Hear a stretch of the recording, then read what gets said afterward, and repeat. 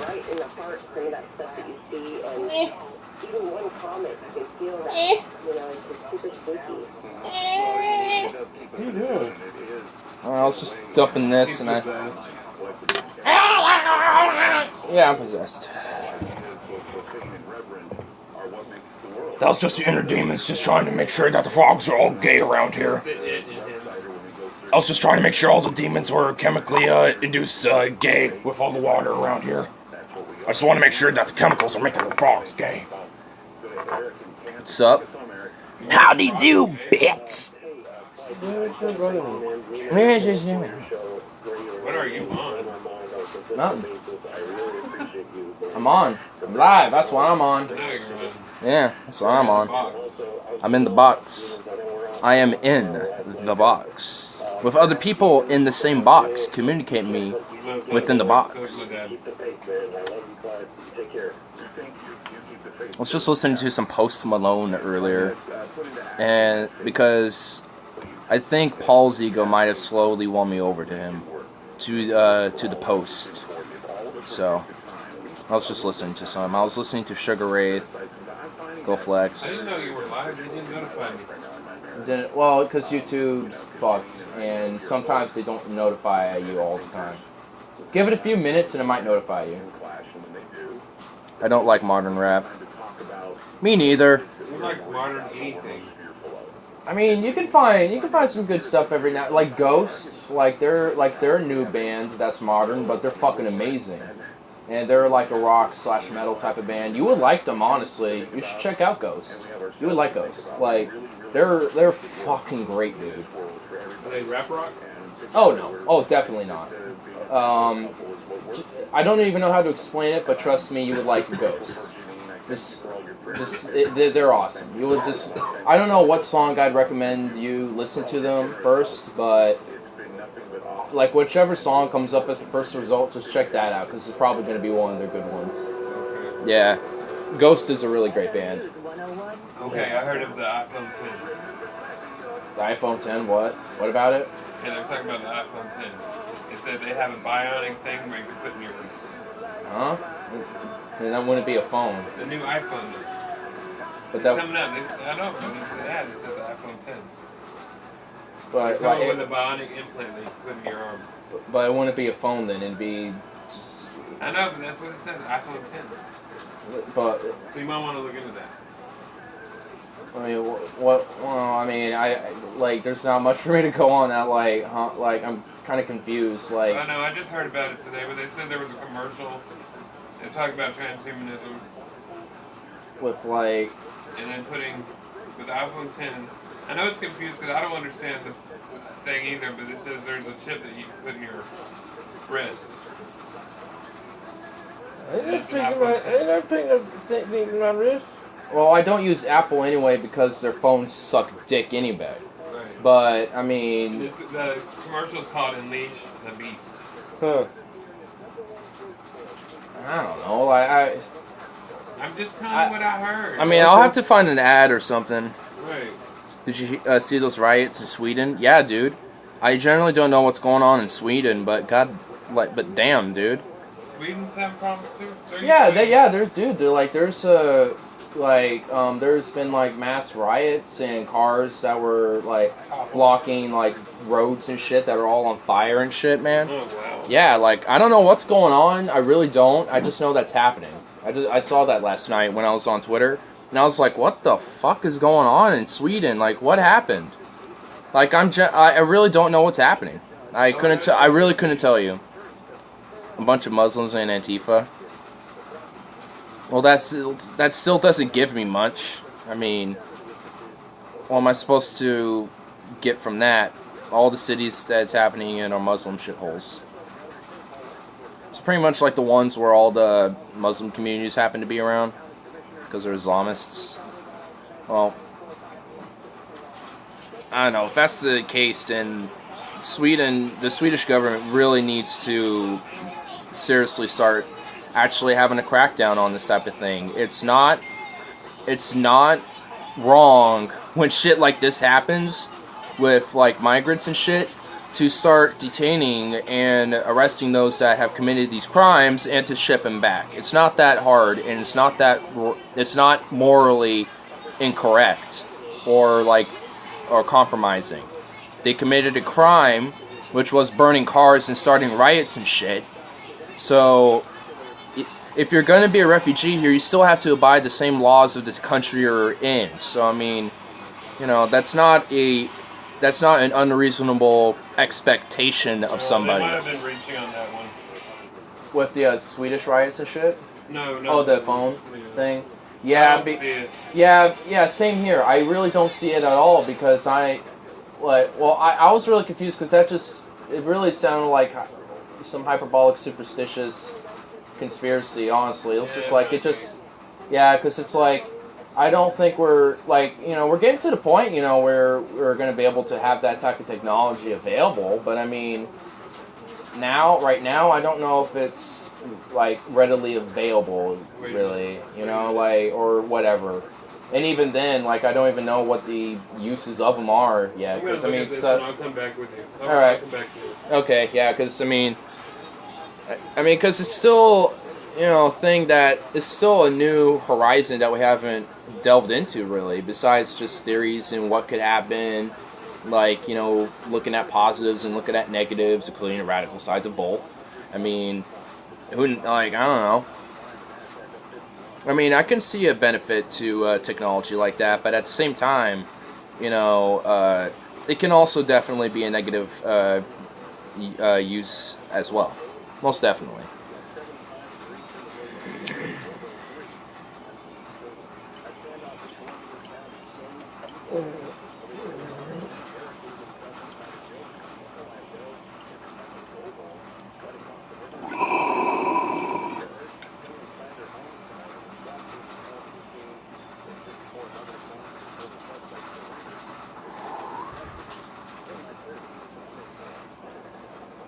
So tomorrow. Oh, my bad. Yeah. So tomorrow, I got 2 videos. I got 2 things planned out.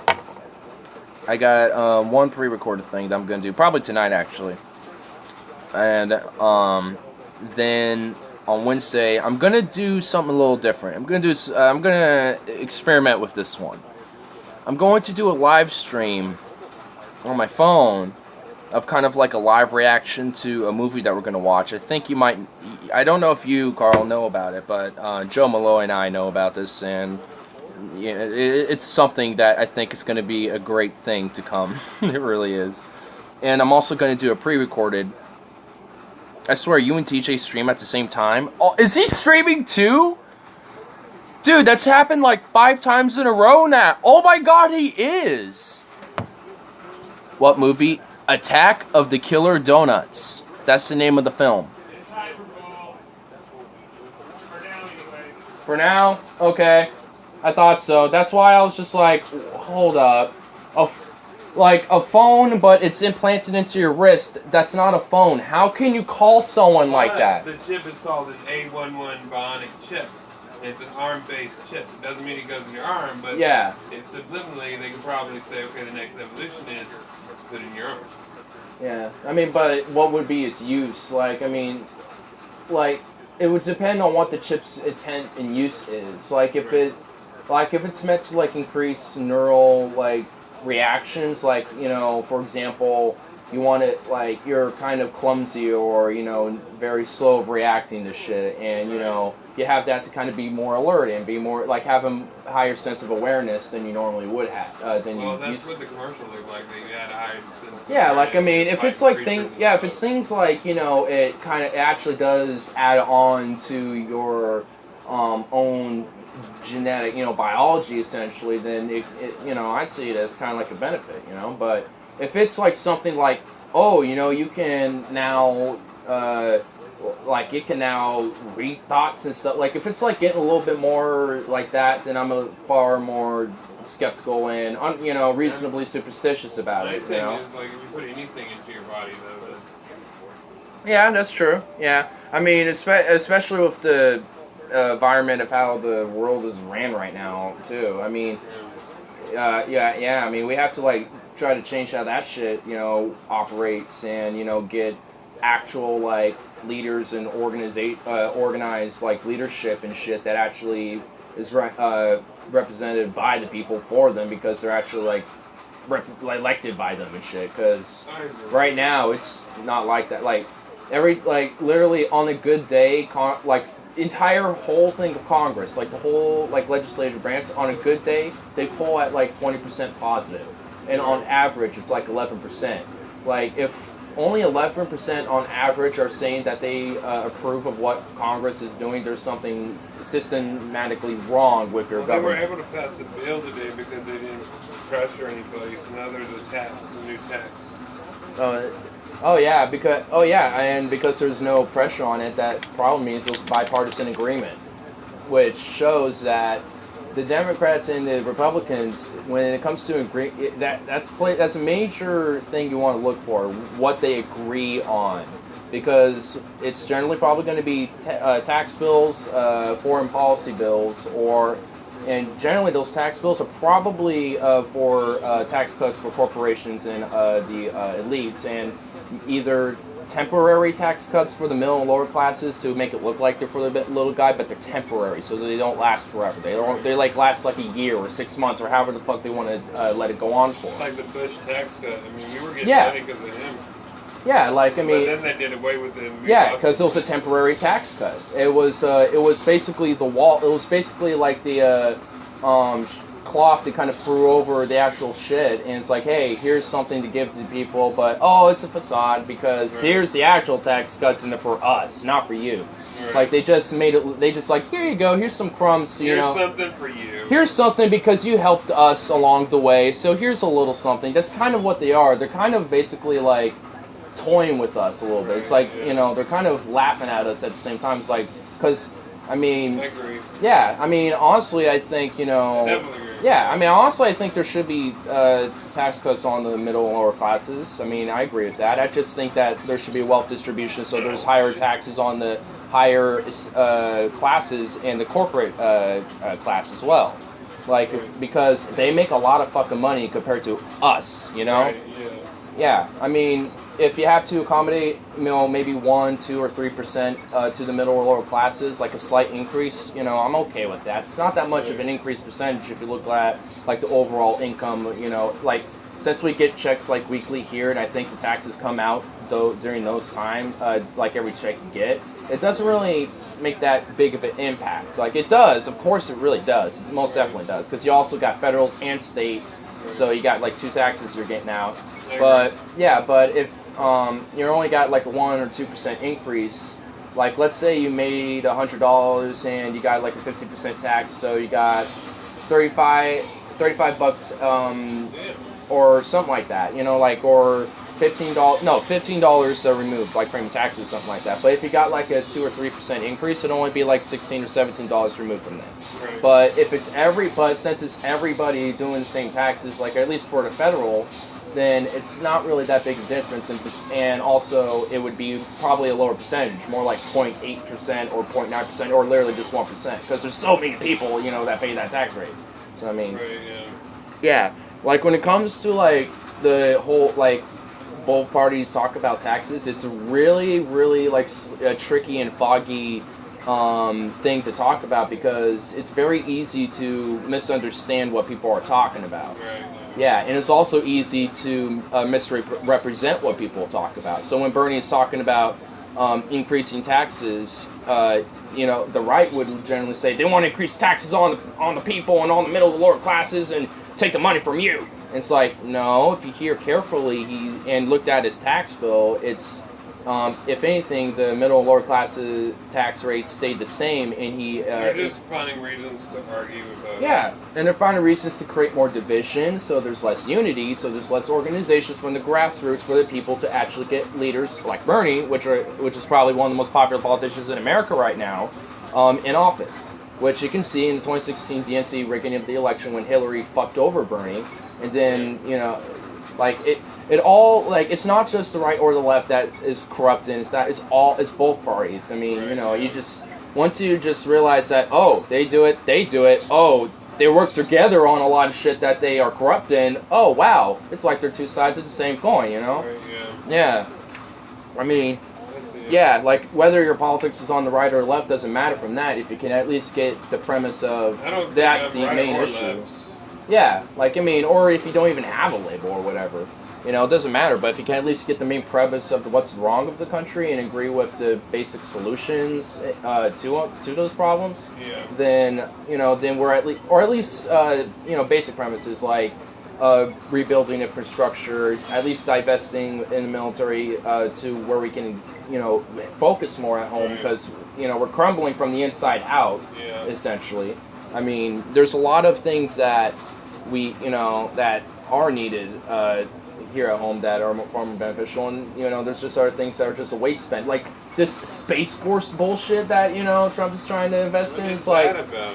yeah, what the fuck is that about? You know, you want You to don't even know what it's about? yeah, you know what that sound? It's a branch of the military in space. It's like, what the fuck do we need that for right now? Really? Yeah, like we don't need this right now, or you know, hardly at all ever. Honestly, like that's a useless and unnecessary fucking thing. That's so Yeah. weird. It's just like, why are we needing this? Like, why? So you can like have weapons in space and then like hold anyone ransom at any point in any given time at the world, and then you can like so launch weird. a fucking weapon from space, and then you can, you know, like like annihilate an entire city or some shit. Like, what the fuck is the point of that? Like, I mean, to me, that literally all that shows to me is just more wasting money. You know, what more tax dollars just gone to waste. That's weird. Yeah. You know, if you want to like have more limited government spending, how about we just stop wasting it on shit like the Space Force? Right. You know, it's just like, what the fuck? Makes I missed a lot of shit in the chat, so let me catch up here. I got you. There's also a car crash in Peace I got your meaning. Britain too. Yeah, I heard about that too. The Space Force is a fucking joke. Thank you. At least someone understands too. All the Trump turns are having these fantasies about spaceships like a Star Wars. Fuck that. We don't even have technology to get shit like Star Wars. That's just, if anyone is even unironically arguing that we're gonna have shit like Star Wars, they are literally an idiot and should be treated as such. Like, we are not gonna have Star Destroyers, we're not gonna have X-Wings and shit flying around anytime soon. The Millennium Falcon ain't gonna be a standardized Star Cruiser that we're gonna be fucking, you know, flying around and shit. I mean, to be honest, I wish, because that would be awesome, but in practical standards, that is never going to happen, unfortunately. At least not with our technology right now. I wish this country would just collapse already. When people are saying, we're going to have Star Destroyers and shit like that, yeah, I understand why you have those sentiments. I totally get it. There's no air in space, so spaceship would just be a big block shape. Yeah, like, we don't have technology right now to really have good maneuverability in space. Like, we can move, like, we could just, good old car roll, lol. Yep. It would look like a big metal building. Yeah, basically. And you want to know how to move? It basically, like, let's say this is the spaceship and shit. There will be tiny little, like, vapor shots going psh, right there, and then right here going psh, like this, and it'll just turn it. Like, how is this going to be the most maneuverable thing ever when you have to, like, keep, you know, doing psh, psh, psh, psh, you know, all the time?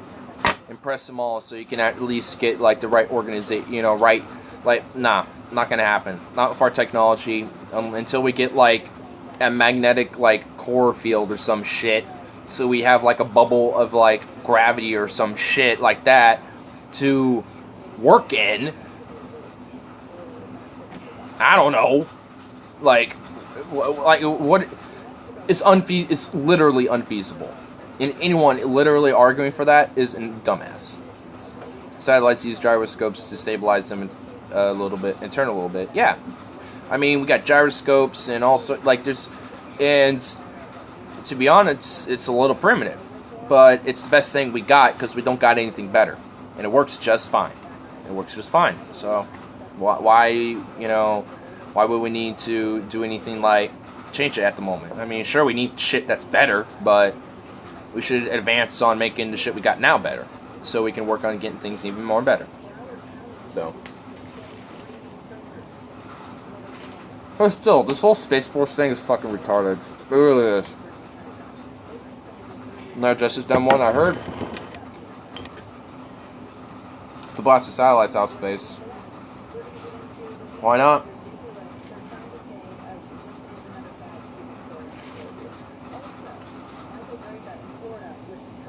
Muslim lady from Michigan. That's cool. I heard. More and more are winning. Yeah, it's like progressive populist left policies are popular and are the way to go to win elections. Her last name is Omar, I think. I mean, I don't know exactly who she is, but I'll have to check her out. But yeah, it sounds like she, she's definitely a good figure. I mean, Sharia law. Nah, if she's a Justice Dem, she's definitely not. Definitely not, most definitely. She's a secularist for sure. If she's a Justice Democrat and a populist and believes in populist type policies, most definitely not. If only Justice Dems would cut out the political correctness identity politics, they'd be unstoppable. Oh yeah. I definitely do agree with you, for sure. That hinders their movement. She might not even be a practicing Muslim. Yeah, she might just be a cultural Muslim, too. Like, she's just Muslim by name and just happens to, adopt the culture, but doesn't actually, like, practice it. Like, doesn't pray 5 times a day, doesn't, do the whole 9-yard type of shit, Like, she just wears, like, her thing and, just, I don't know, like, cultural can mean anything to a person. It could just mean, oh, I'm just that by name, or, oh, I just wear the garb every now and then, or something. I don't know.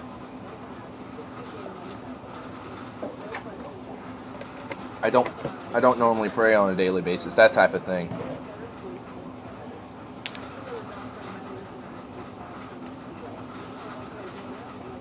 I don't think there's actually anything in here.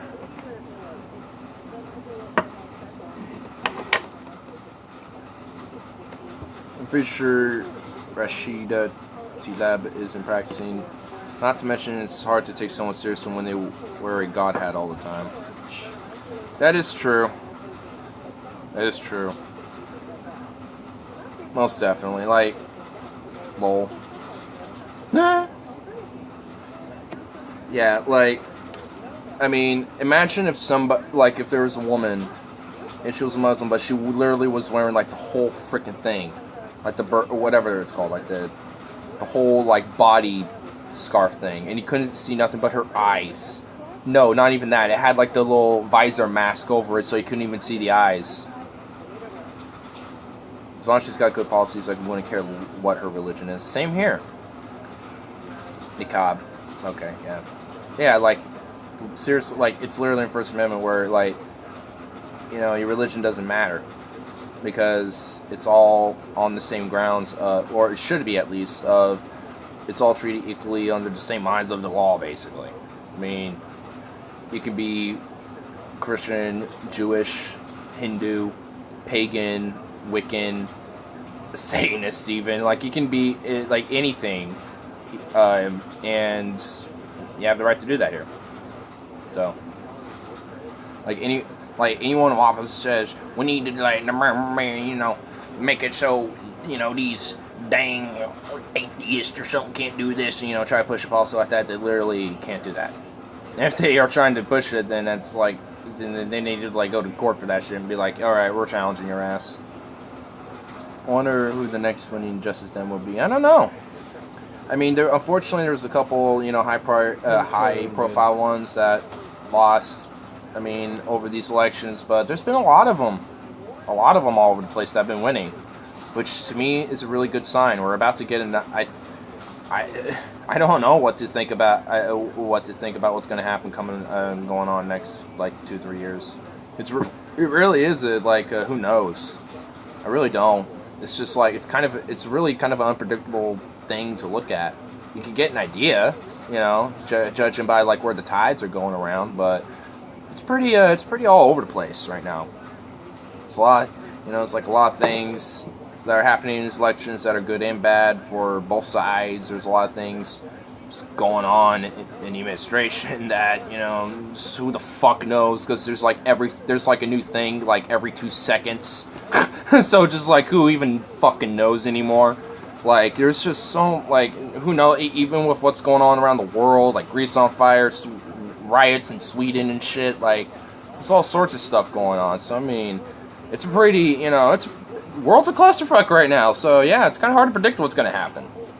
I mean, it's probably going to be like that for a while. It's going to be hard to predict what may happen in the future. It always has been, it always will. Granted, point taken, that is true. I feel like there are periods in time where we can have a pretty good assumption what may happen, but right now, it's not one of those times. It really isn't. It moves around from country to country, but it's always there. Yeah, that's true, yeah. We're just having the moment. We're just having the clusterfuck moment now. Well, I mean, it's not even just us. I mean, it really is all over the place. I mean, it's like I said, always has been, always will be. Yeah, so I mean, There'll be wars, skirmishes, riots, somewhere in the world, pretty much all the time. It's always been that way, and it always will be that way.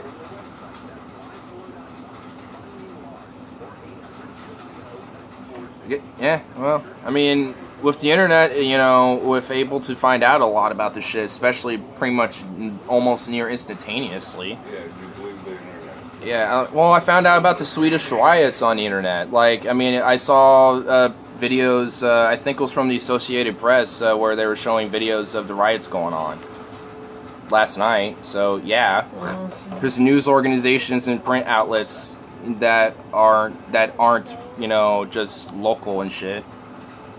There's places like BBC, Telesur, like, what else is there? Like, RT.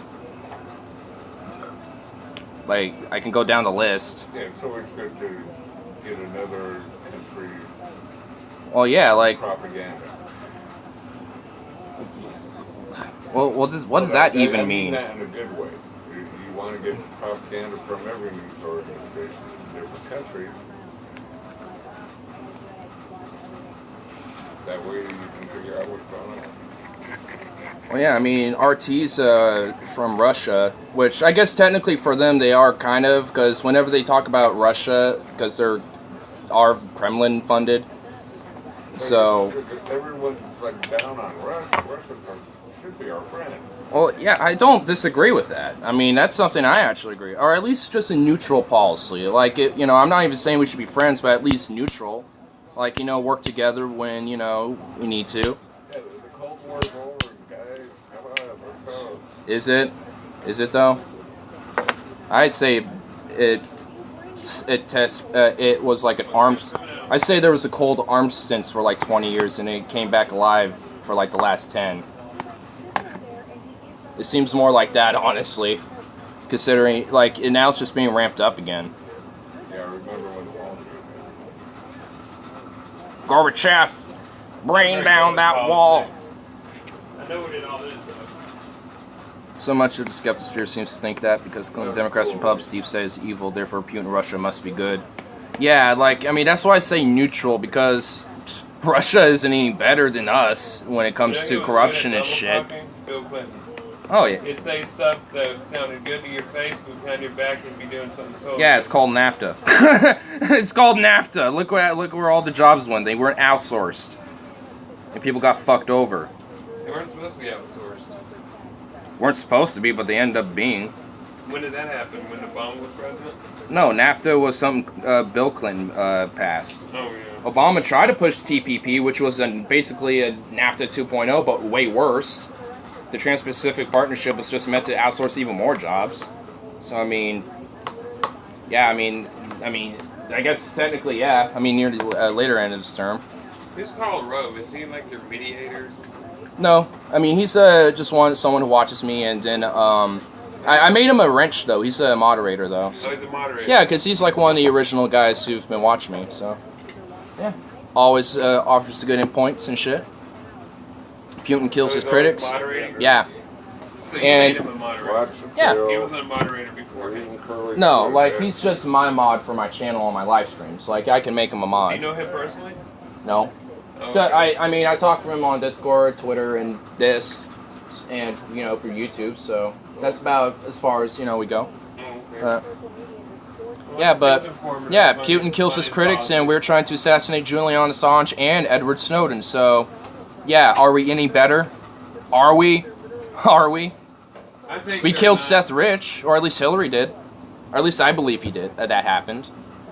See, I think Eric Snowden is a hero, and I think Edward Snowden, yeah. I mean, you seen a book by Glenn Greenwald about Edward Snowden, NSA, and the surveillance state. I mean, it's all about that. About Edward Snowden, his leaks on the NSA, about the NSA, what their actual intentions are and shit.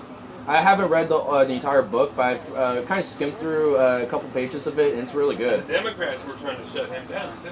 Oh, yeah. That was big on the Democrats right there. Yeah, and you want to know what's funny? Obama said, we're going to be a safe holding for whistleblowers, and then they cracked down on them, at the same time. So it's just like, wow, what, They did like, that to what? lure him out.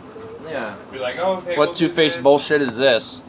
Chelsea Make it Manning sound was good. tortured. Yeah, I even forgot about Chelsea Manning. She was tortured and tried to commit suicide a bunch of times, and still does because she got traumatized from being tortured and shit. I mean, duh. That makes stuff sound I good. believe the DNC killed Seth Rich as well. I don't know for sure, but I would bet so. Yeah, a botched robbery at 4 a.m. in the morning with nothing taken and shot in the back of the head. Yeah, botched robbery my ass cheeks, bro. No suspects, no one was charged, no convictions, no investigation. Yeah, he was killed. He was not even just killed, but assassinated. Like, I mean, I'm genuinely surprised that Manny wasn't just killed. Honestly, I'm surprised they didn't let her kill herself or assisted in that after, when they put her in a medical treatment. I'm surprised it didn't, finish her off. I'm surprised that didn't happen. Like, I mean, she's lucky she's probably still alive right now. Yeah, because they've killed other celebrities. I mean, well, she's a whistleblower, so they're not. I don't consider them celebrities. They're just fucking national heroes who actually deserve Nobel Peace Prizes and shit instead of Obama. So I mean, I wouldn't really consider them celebrities. Well, I guess. Well, there are people that are whistleblowers on blowing information that they That don't should want be- people to hear. Yeah, that should be known to the public. Like there are certain things that we should just know what our government is doing, like the NSA and shit. Like there needs to We should know what the yeah, there government's needs to doing. be a understandable expectation of transparency with our government. We pay their salary, so We shouldn't that elected be? supposedly. Yeah, supposedly. So shouldn't this be an expectation? Like, I honestly think there should be like an amendment of the Constitution where this is like where transparency is by law. Like no money in politics, that type of shit. Like anything that's even remotely like suspicious and corrupting will be like put in trial and see if it's like justified or not to convict you or shit. Like we need to do what Iceland did when the recession happened. Like the people there, they actually sent their prime minister who was in bed with a bunch of bankers, Icelandic international bankers and shit. And the people called out for a trial. They then a court put him to trial and shit, and found him guilty and put him in jail. And it was the prime minister had to forcibly resign and go to jail and shit. So I mean, if you want to know how to treat fucking corrupt Wall Street bankers who fuck over the people, look at Iceland. I mean, they did it the right way. Yeah. I mean, that's like We did a revolution like in 1776. Well, I Well, mean, before then. I don't necessarily agree with a violent revolution at first, but if you got literally no other option, why not? But I think We're not going to listen to people though. They're just going to continue doing what they're doing. well, now. if we win over more people like Alexandria Ocasio-Cortez and shit like that, like these populist candidates have been winning recently, because there have been more that won elections overnight too, as well. There's just been more. Oh, wow. Like I think 12 more Justice Democrats won, and then a bunch of like Our Revolution candidates won, and a bunch of like all sorts of candidates like have been that are genuine populist and like progressive style candidates are actually like winning. So I mean, you know, like they don't if they don't listen to us, then why not any Republicans win? What's wrong with them? I mean, I'm not saying there's necessarily anything wrong with the Republicans. It's just mainly the establishment Republicans my problems with, and I mean, to be honest, I don't know. I mean, I don't like talk with them on like regularly online and shit because you know, while I'm online and there's all sorts of information and shit. I mean, Talking, I don't know. oh, well, I'll catch up in there in a second. But yeah, but I mean, even though I'm in my own little hub and shit, like whenever I do stray off into other types of especially like right leaning figures and shit. I mean, I've noticed a lot that, for me at least, especially with people like Ben Shapiro and Steven Crowder and like Candace Owens and shit, like these like new conservative figureheads and that have been kind of popping out for the right.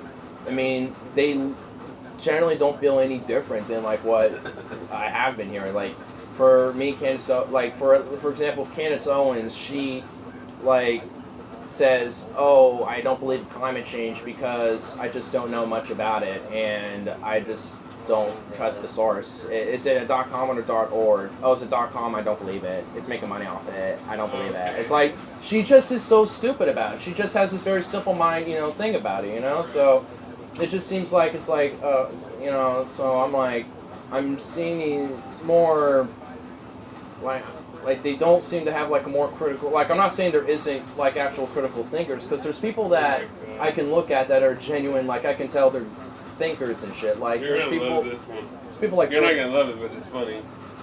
Bernie Sanders loves pedo video donut. Voodoo Donut. What the fuck? Dude, Voodoo Donuts isn't even pedophile, dude. What the fuck? They say it's an undercover ring. Dude, Voodoo Donuts is literally like, oh my god. Voodoo fucking Donuts is not an undercover pedophile ring. Whoever that is, oh my god. It's not a credible source for me though. I don't. Oh my, I mean, An Uprising is, but not I know, all of them. That guy, oh my, I don't even. Okay, Oh. I need to turn you down. Oh my, what?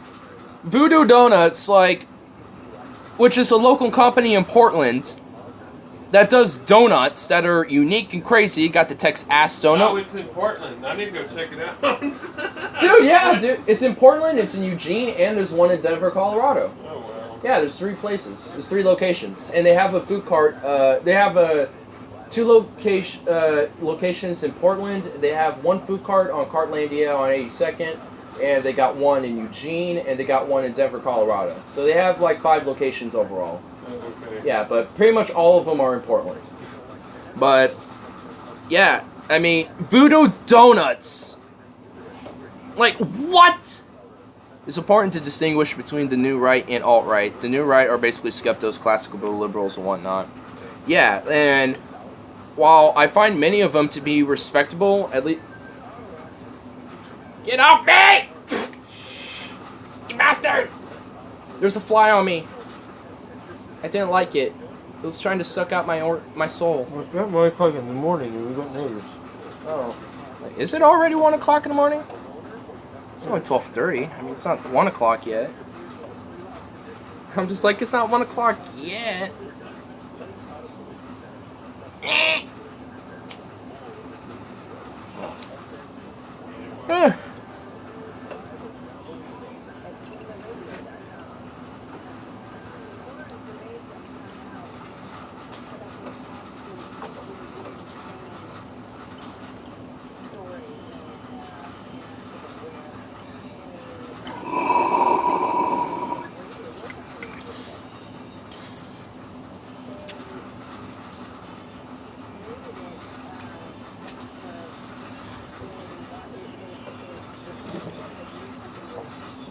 The alt-right is more honest than the skeptos.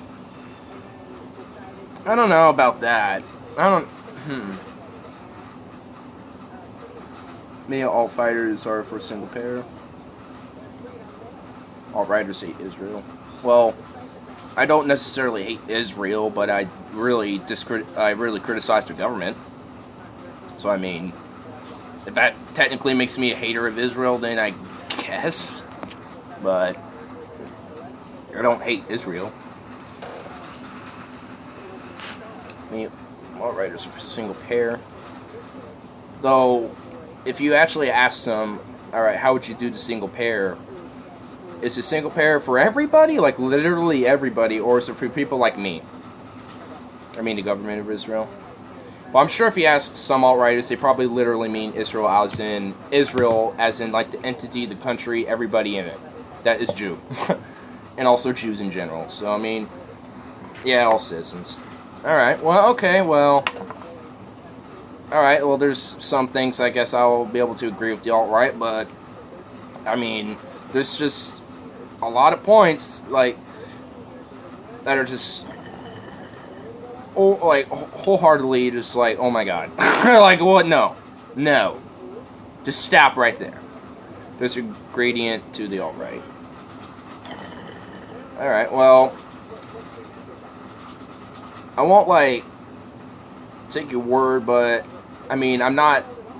but I, like, believe it too, but I also don't, because I think it depends on the alt-righter. I'm sure some of them are genuine, like, you know, traditional, like, conservatives who are probably more radicalized and more extreme on many issues that the alt-right tends to exacerbate. So, I mean, it could be a variety. Some alt-righties are crazier or less crazy than others.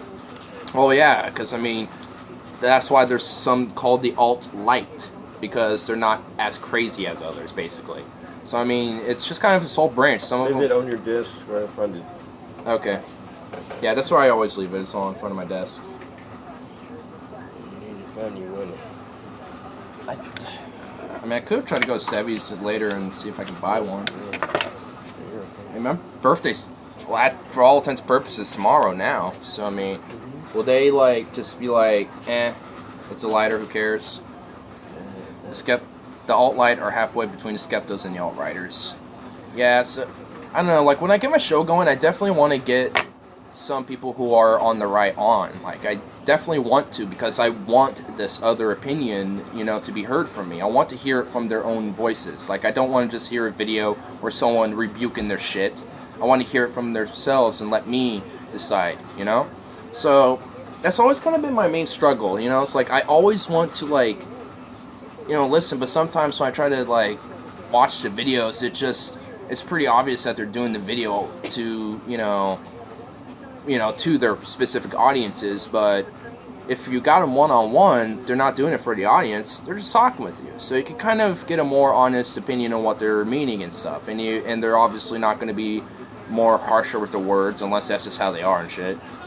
And they're going to give, like, their more honest opinion, or at least the opinion they want to bring out for me and stuff. So I don't know, like, Atheism is Unstoppable. Did a good interview with Jared Taylor. Alright, I'll have to check that out. How is AIU anyway? Because I've always heard he's just a douchebag and shit. But I don't know. I've never really watched any of his videos, so I don't know.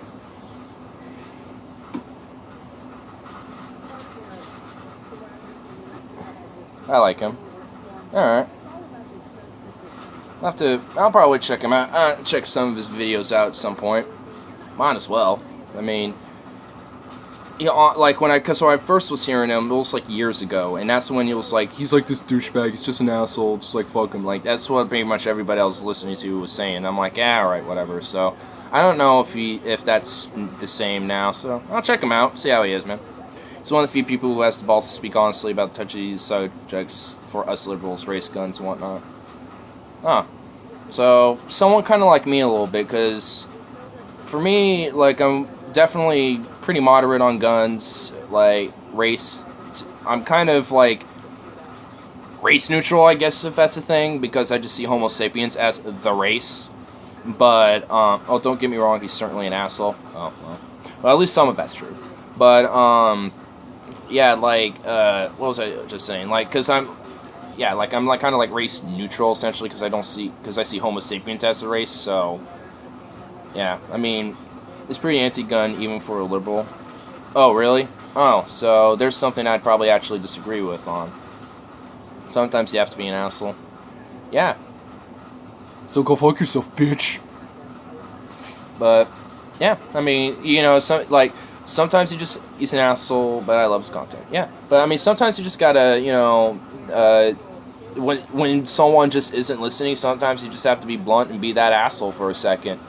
And sometimes it's not full intention, but sometimes you just gotta do it. He shits on TYT a lot. Well, who doesn't shit on TYT? I mean, everyone does at this point. Like, it's to the point where it's just like, okay, alright, you're shitting on TYT. Alright. Okay. Alright. Jenks of Buffalo, we get it. Alright. Shields is George Soros, we get it. Heard it like 20 times before. I think he's pretty on point when he shits on them. Yeah, well. Yeah, it just seems, like, for me, like, this whole criticizing TYT thing just seems like it's been so overdone. I used to listen to him when I thought they were moderate. It's been done to death, though, yeah. Well, TYT's never been moderate, honestly. If anything, they probably got a little bit more moderate now. Which is probably why they get shit on a lot, because at least when they were growing and more young in the early days, they were definitely more honest and more off the rails, essentially. Like, there's, like, some, like, legendary rants that Cenk has done before that are like, damn, that's awesome. He can make it interesting, though. He just shits on their Islamist and black crime apologetics. Not to mention they're moving towards the center. Yeah, like, I actually, when I was closing tonight, I was listening to Cenk Uygur debate Ben Mankiewicz on Alexandria Ocasio-Cortez, and it was just like, ugh, like, at least, I mean, Cenk was kind of unleashing his old Cenk out in this debate. Like, it sounded like an old Cenk moment. It's like, damn, Cenk's on fire going against Mankiewicz here, and Mankiewicz just literally sounded like this smug, pretentious, like, center establishment type of Democrat about it. And it was actually about Israel and their occupation of Palestine. It was literally about the debate of the word occupation. It was about that. It was like a whole 20-minute thing. It was just like, are you fucking kidding me? Cenk bent it over for Glintencock. He did, didn't he? He did, yeah. But, for me, he doesn't really do that anymore, from what I noticed. I think he's moved on. Fuck Ben Mankiewicz. He's a regressive neoliberal. Yeah, he's really... I fucking just... Like, why does someone who looks that cool looking with, the fucking way he has his hair and shit going, why does he have to be such just a smug, regressive bitch? Do you think that Cortez should have accepted Shapiro's offer? I would have. I mean, me personally, I would have too, but I can understand why she said no. So I think she should have, just for the sake of debating and getting her ideas across to Ben Shapiro fans, even though that probably would never work. I mean, there would at least maybe be... Like, if even one out of all the Ben Shapiro fans, or even anyone on the right who listened to that debate, just got converted to being a fan of Alexandria Ocasio-Cortez, I consider that a victory for her. Even if it was one. Because, I mean, far too often has Ben Shapiro, this faggot cuck of a Jewish little soy boy, fucking just straw man's socialism in the left. Like, it's about time someone who's a proper leftist, put him in his place. Like, for real. Like, we already had some random college kid socialist put Steven Crowder in his place one time. Now we need to do it again with Ben Shapiro. It needs to happen again. And this time, but it's going to be done it should have been done honestly in a debate, not the way we do it with Alex Jones banning his ass. I mean, fuck that. I would worry she wouldn't do the best during debate, because she's probably not used to debating, but just for the principle. Yeah, honestly, I think she probably wouldn't do good because it's Ben Shapiro. Reminder, this guy uses attacks and strawmans and ad hominems to attack the left, while proceeding to say this is what the left does in debates. So, this little hypocritical little cuck soy boy bitch, tries to challenge this lioness of a you know, it just wouldn't like.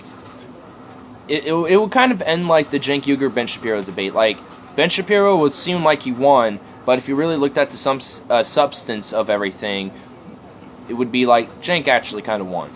But just because he did poorly character-wise in the debate, it would look like Shapiro won.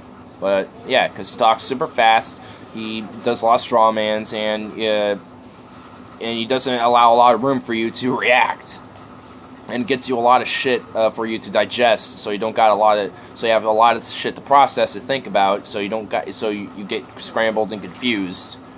So that's his like philosophy, and he likes to claim the left does this too, by the way. So he's a hypocritical little bitch. But I think Cortez should have. But honestly, there needs to be a fucking debate. I think there should just be one in general. There has been a good left versus right debate on some major issues. I wish Jimmy Dore would just call Shapiro a like or a kike.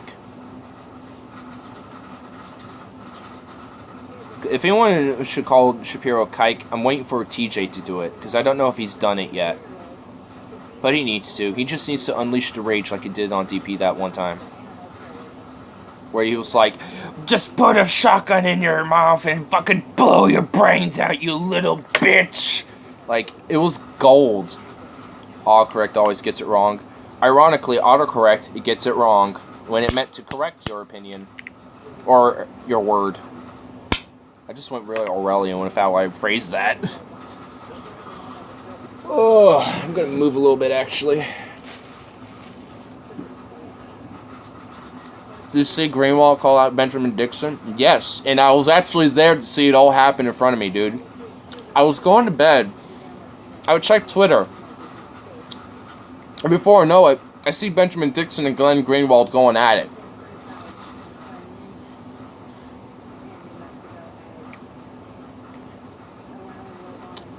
Benjamin Dixon used to go on Parkman. Now he says that if free speech enables Nazis, fuck Benjamin Dixon. Yeah, when he said that, I was just like, what the fuck are you saying, dude? I'm sorry, but you're an idiot. You're an idiot, dude. I faved every Glenn Greenwald tweet. Like, that was seriously just insipidly stupid. Pac-Man. Oh. David Pac-Man, okay. I was like, Parkman, I was like, huh. Never heard of this guy. But Pac-Man, I've heard of David Pac-Man, so. Pac-Man! But, I don't know, like, I heard he was using it as, like, a joke or something, because a lot of, like, at least the neo-Nazi alt-rightists are like, you know, free speech, even though they're, like, Nazis and actually don't like free speech and shit. I don't know if he'll say it as satire or meaning some, like, as a metaphorical joke for that, or if he literally meant it. So, I don't know. David Pac-Man grew up in Argentina? Really? I never knew that. That's pretty cool. Grew up in Argentina. Right on, man. Well, we know he can't run for office, so, or at least not for the presidential office. Honestly, I want him. Anyway, I mean, he's all right. I like him, but nah, I'm not the biggest fan of Pac-Man, but he's all right. I like him. But I'm not the biggest fan. I watch his stuff every now and then. He feels like overly professional to me. His grandparents are Jews that came to Argentina from Russia. Oh, wow, that's awesome. Oh, some cool things to know about David Pac-Man. Actually, I'm going to change this water really quick. Let's hear a crazy far-right lunatic named Dana. CarShield's administrators have paid out close to $2 billion in claims, and they're ready to help you.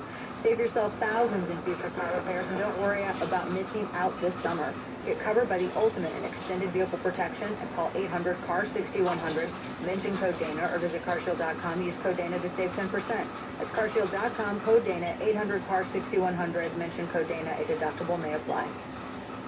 Do you want to make a conservative difference but don't have the time? Making conservative change is easy with Patriot Mobile. Patriot Mobile is the only conservative cell phone company in the nation that fights for your values. They partner with conservative organizations and promote conservative What change. the fuck? Patriot Mobile takes a portion of your bill and contributes it back to these organizations at no extra cost to you. Support conservative causes that you believe in and switch to Patriot Mobile's nationwide, super fast, super reliable network. Conservative Unlimited talk and phone text plans network? start What at the $20 a fuck? month. Plus, you can save on select iPhones starting at only $4 a month. At this great value, one size doesn't have to fit all. Pick one that's right for you and Shut for the your budget. fuck We up, also you have corrupt great deals on shill Android lobbying phones. piece of shit bitch.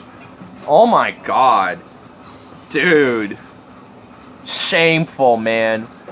Dude. She's obviously just sitting here like, so here is a cell phone radio service that's conservative and looks out for your conservative traditional values and free speech and blah blah blah blah. Like, dude, shameful, man. If you ever see me start doing that, like I'm being sponsored and I have to like do it a specific way, shoot me. Like, come dox me and have someone shoot me, please. Like, and it would be permitted and granted. I don't care what the law says. I grant it. This is the will now. But luckily that will never happen, so luckily that should never have to be the case. And I almost dropped some shit, so luckily that didn't happen. But, goddamn, what a shill. Dude, it was 2-in-1. It was a twofer, bro. She did it, like, right on top of another. What do you think about Reza Asian? Oh, Reza Aslan. Reza Aslan. I've heard of his name before. Where have I heard it from? I don't... Like, I've heard this name before. I'm familiar with who you're talking about. It's just not clicking in my head where I remember him from. I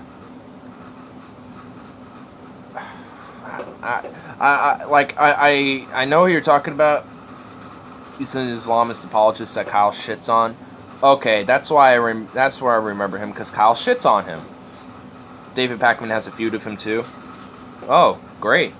So basically, he's just an apologist that people just fuck on a lot. Yeah, I knew I heard his name somewhere, because it had to been from like something I watched significantly. He's that faggotry guy that slandered Sam Harris, or that faggoty guy. He is. He sounds like the guy. I mean, he called Sam Harris a Nazi? Okay. You can agree or disagree with Sam Harris. He's literally not a Nazi. Literally not a Nazi. Like,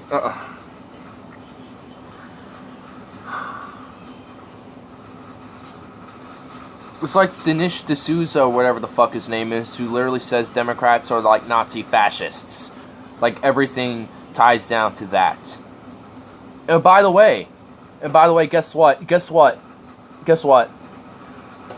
Are you familiar with the token black guy, the conservative radio host Jesse Lee Peterson?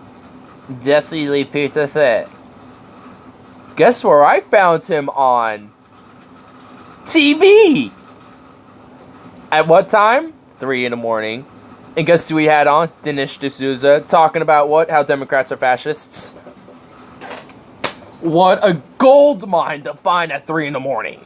A gold mine! Dude, I was in awe. Dinesh doesn't even address the argument about the political flip. Yeah, because he does that purposely, or else it doesn't fit with his narrative. He leaves it out. He talks like he has a mouthful of collard greens. Dude, Jesse Lee Peterson is funny and a joke. And he was on TV, dude. I don't know how he was on TV. I don't even know what channel it was on. I should have recorded it or took a picture or something, because it was the most greatest thing I've witnessed. It was even better than just suddenly spontaneously combusting to Pat Robertson on stream. It was better than this. Jesse Lee Peterson is on Bezos. Yep, he is. And dude, he has to be on something, dude. He has this face. What's his face? This is the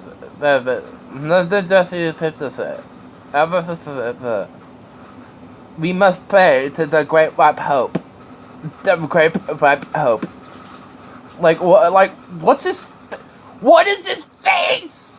Did, like, someone dump acid on it? Like, oh my god. His face looks like he's on muscle relaxers. I think he met with Cosby one day and then, like, found the source of the Quaaludes, bro, and it's just been taking him, like, consistently. Like, injects pure Quaalude into his system, like, every, like, regulatory system, so he just has this constant, like, I don't even know how to make his face. I physically cannot, like, portray his face. I'm imagining it. I'm trying to, like, physically try to, like, work it out. I can't, dude. I just can't. How do I do that? Like, I think I almost had it. Like, I don't even know, dude. I just look like a retard right now, dude. Oh my god. Goddamn Jesse Lee Peterson. This is goddamn. Ugh. Imagine what Jenks' hairy ass smelled like at the end of the day when he's done screaming at things that are racist. Of course! I don't know, I mean, as much as, like, people shit on Jank and, like, and there are things I genuinely disagree with him on, I do respect him as, like, this figure, you know, like, because at least I know he's honest with what he says and what he feels about and his opinion. At least he's, at least honest enough about it, despite his slight, political shit. I do like Jank, honestly. Yeah, like, I mean, it's fun to just troll, for the memes and shit, but, like, Anna Kasparian's actually, like, my favorite when it comes to the main hosts. You like Kyle and Corn?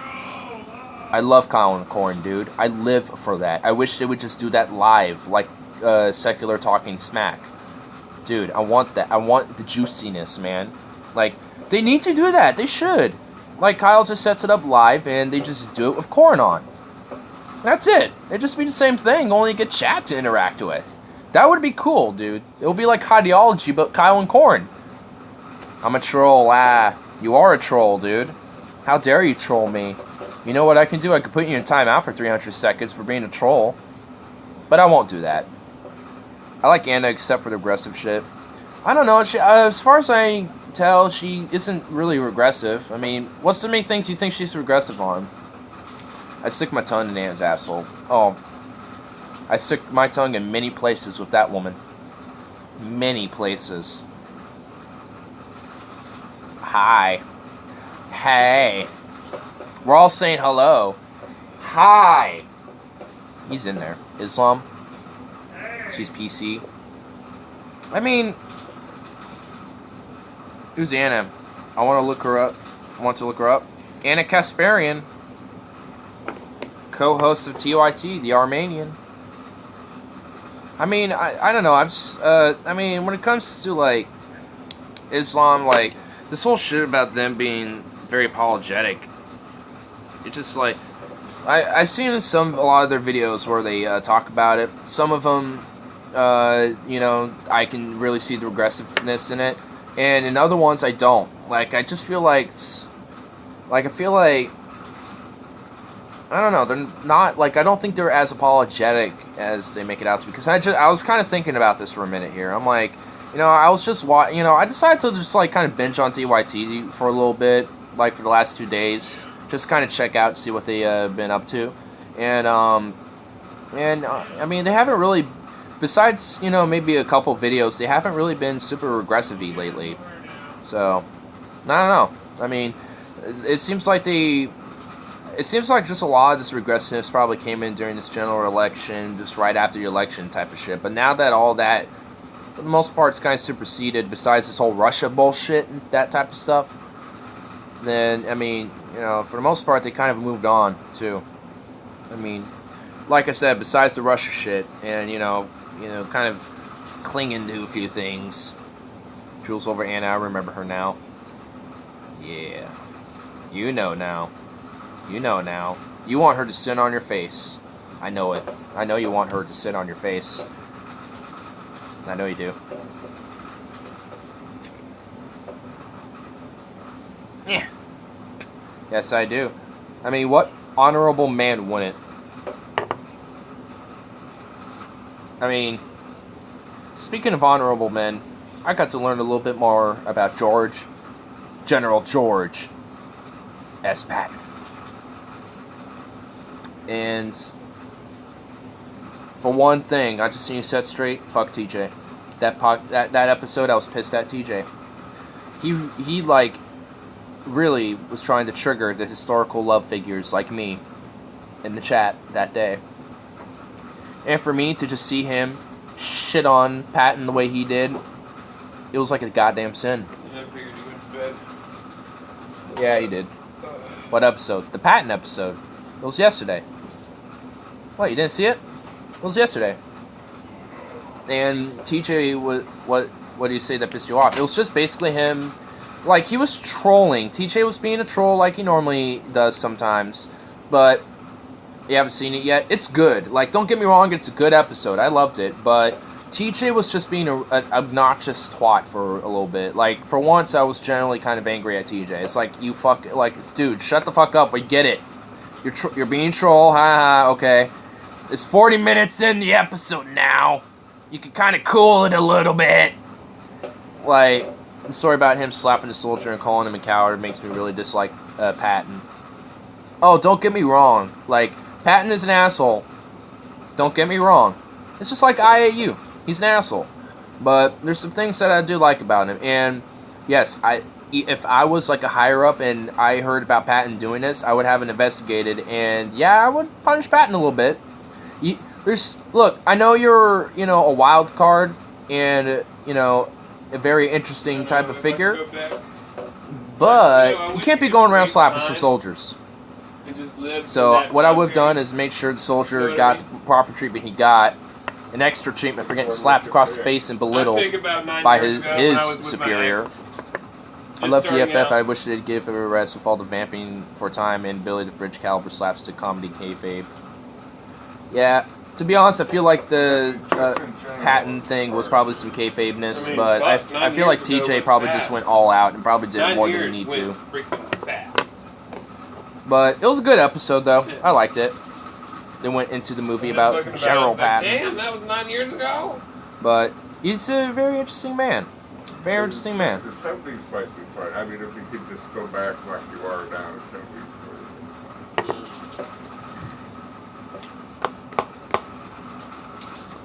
I come to DFF to hear them say interesting things, not hear Scotty say "fuck you, TJ" for 20 minutes. I think all young people Yeah. start off as liberals. What? What? That was a joke. No, what'd you say? I didn't hear it. What?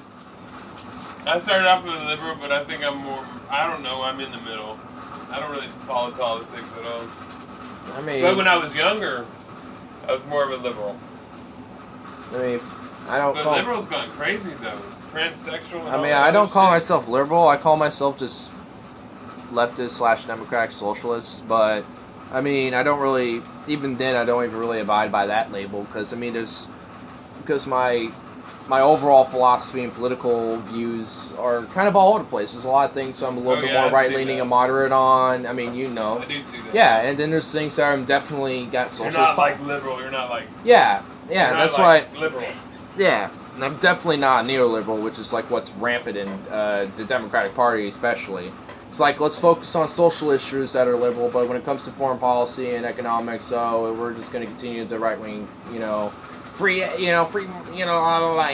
Right, I hear you. Yeah, it's just like, we're going to just do free trade, open borders, break down the barriers. It's like, fall in line, vote for me. We need to take care of our government first, though, in our country. Yeah, like, we need to take care of our people and fix the government so it is taking care of our people. Not just opening it up to everybody. We need to fix ourselves first. Yeah. Like, says, take care of ourselves first. Yeah, like when it comes to open borders, I'm not for it now. Because we've been taking care of people for a long time, and they've been raping us. Yeah, I mean, like when it comes to for optimal best case scenario for humanity and like our, you know, if what our outcome is in like the next 50 years, I would probably be like, okay, we could probably talk about, you know, open border policies internationally and shit. But that's like 50 years down the line type of thing. You know, it's not now because, you know, with how the world is right now, that's not safe and that's not feasible. I mean, and even with the idea of open borders, I wouldn't like remove like the borders. I mean, there'll still be cultural borders and then like, you know, separate governmental autonomy within these local regions. Like there would still be like an Oregon, but it'll be like the province of Oregon within the governmental principality of North America or some shit. You know what I mean? Like it'll be like, you know, that's like a future like long-term type of solution to try to like unite humanity, shit, work together. Like, you know, it would still just kind of all be named the same and everything. It would just be structured differently, essentially. It'll just be like a different structuring system to adapt with, you know, the future of humanity and technology and advancement of civilization and, you know, the evolution of our species and shit. When you import the third world, you import its problems. Yeah. Which is why we need to focus on our shit, make sure it's good, and then help out the third world there. And, you know, take in people we know are going to be, you know, able to... what the fuck? God damn it. But then, you know, have a refugee program. There's nothing wrong with that, but have it very strongly vetted so, you know, what goes on in Sweden doesn't happen. You know, that type of thing. And if it does, convict the motherfuckers and send them back. Or put them to prison, or send them to the prison where they came from. You know, make sure they're, you know, like, convicted and, you know, given the proper punishment for their crimes and shit. And, you know, actually, like, cooperate with the government to, you know, build, you know, these countries up. And actually prosper them, you know, and catch them up with the modern world. Instead of exploiting them like we've always have. Instead of this faux pas of, like, we're going to help you, we're going to bring democracy and freedom and bring you people up to the first world. Oh, wait, we just destabilized the region. Oh, wait, we just jacked your resources. Oops, sorry, bye. Oh, wait, we're gonna continue occupying you again. Yeah, we made it worse, but whatever. We thought we actually we need more of your stuff, so come on, give it. Europe has imported too many migrants already. That's their problem. They've done too many, and now it's become a more uncontrolled situation. It needs to be, like, this is part of the melting pot philosophy. It isn't just country, it's like the world. You want to spread them all over the place. At what point do you draw a line with too much immigrant? Just find out amount of space and resources. These fuckers, man. That depends on the country. It really does. Like, there's lines that have already been crossed in many countries like Germany and France and shit. And Belgium, too. But there's countries that, you know, could take in a more fair share of, you know, the refugees. I mean, like, why isn't Saudi Arabia doing it? They're the most likely candidate. They're the best candidate to do it, but yet they refuse to take any. Why? They fund mosques and shit to Europe, refuse to take refugees, and yet Europe takes in a bunch of refugees. And Saudi Arabia is a Wahhabi state, basically an ISIS that made it. Saudi Arabia and the Gulf states should take them first? Yeah, they should. So people should point where they're pissed off, they're not so PC anymore about the migrant issue. Yeah, I mean, the thing is because if you get too PC about it, then you're going to make it a problem. And that's why you need to start moderate with, like, with immigration shit, it's okay to be moderate with these issues. Because, you know, too far to the left on the issue, then you're going to have problems like this. And then too far to the right, then you're just going to be an authoritarian state that just bans anyone from coming in. Unless they're your, you know, perfect love child of a human. Any state with Sharia law is an ISIS state, really. Night. True. Alright, good night. All the Gulf states. Yeah, and granted, it will make radicalization a lot worse. But they're more related to you, so take them. Like, I mean... It really is a fucked situation, man. I mean, I can't wait for climate change, dude. I can't wait for the next 30 years and when that land, the next, like, 100 years where that land is literally not habitable at all by man.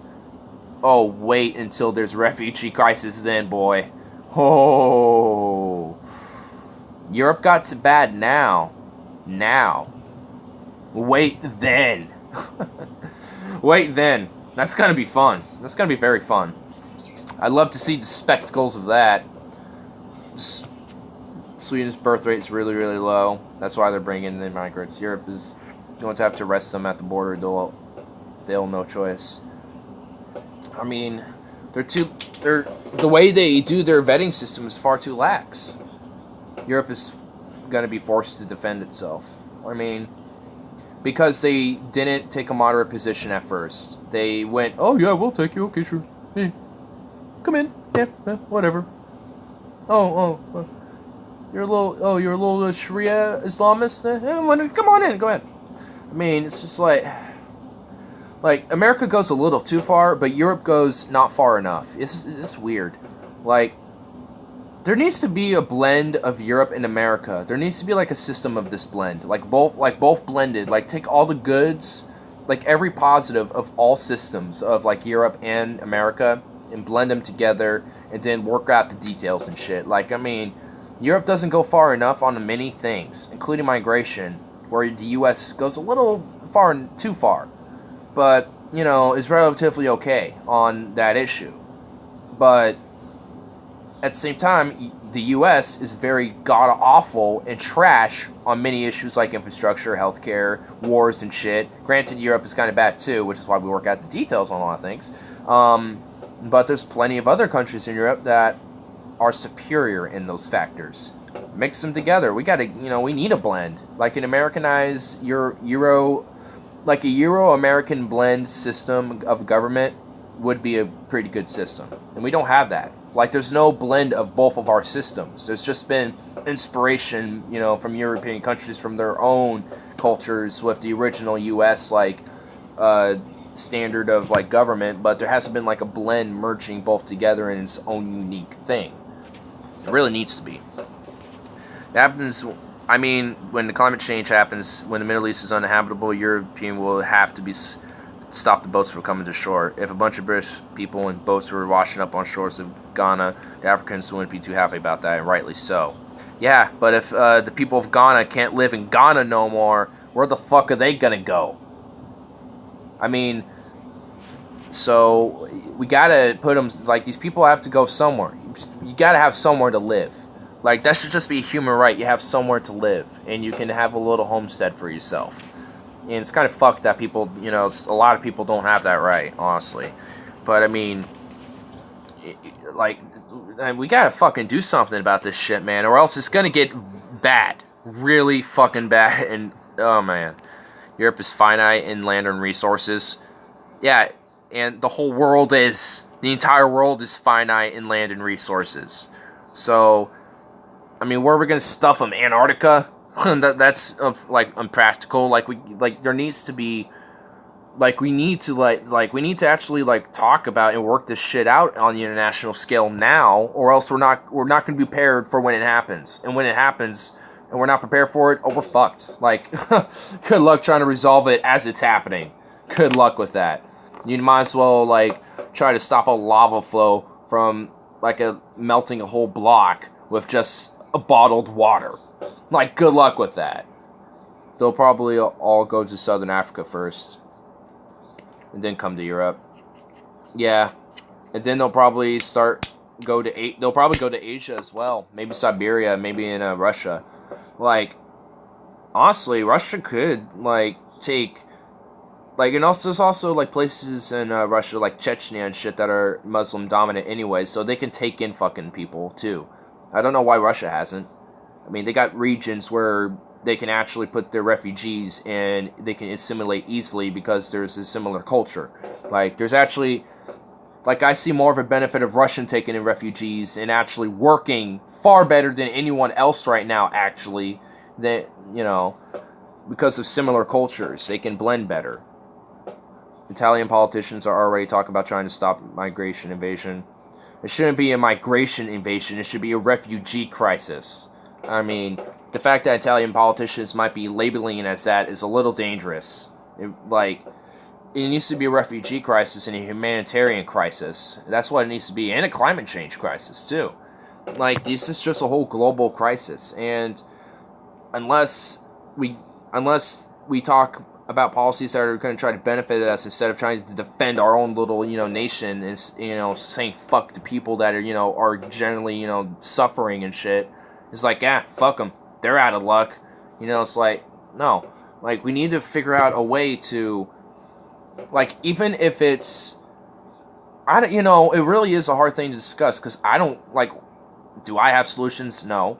Like, I mean, that's why we have, these international communities and committees and commissions and discussions about this shit. That's why we have, international parliaments coming together, like G20 and shit like this.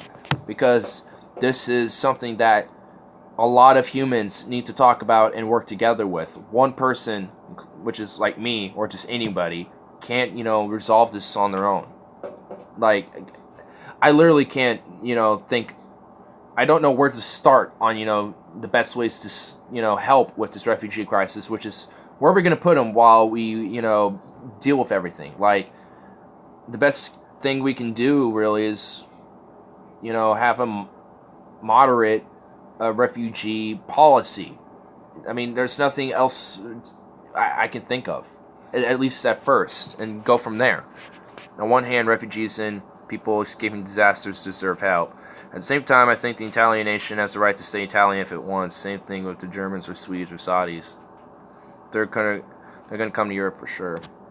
Well, yeah, but if they want to stay the same, then they should then they should vet people, and if these people that want to stay and live here permanently because they want to live here instead, then they need to learn about the cultures and about the regions about being of that country. So if you're a Syrian going to Italy, then you gotta learn how to be a Syrian Italian, or an Italian Syrian.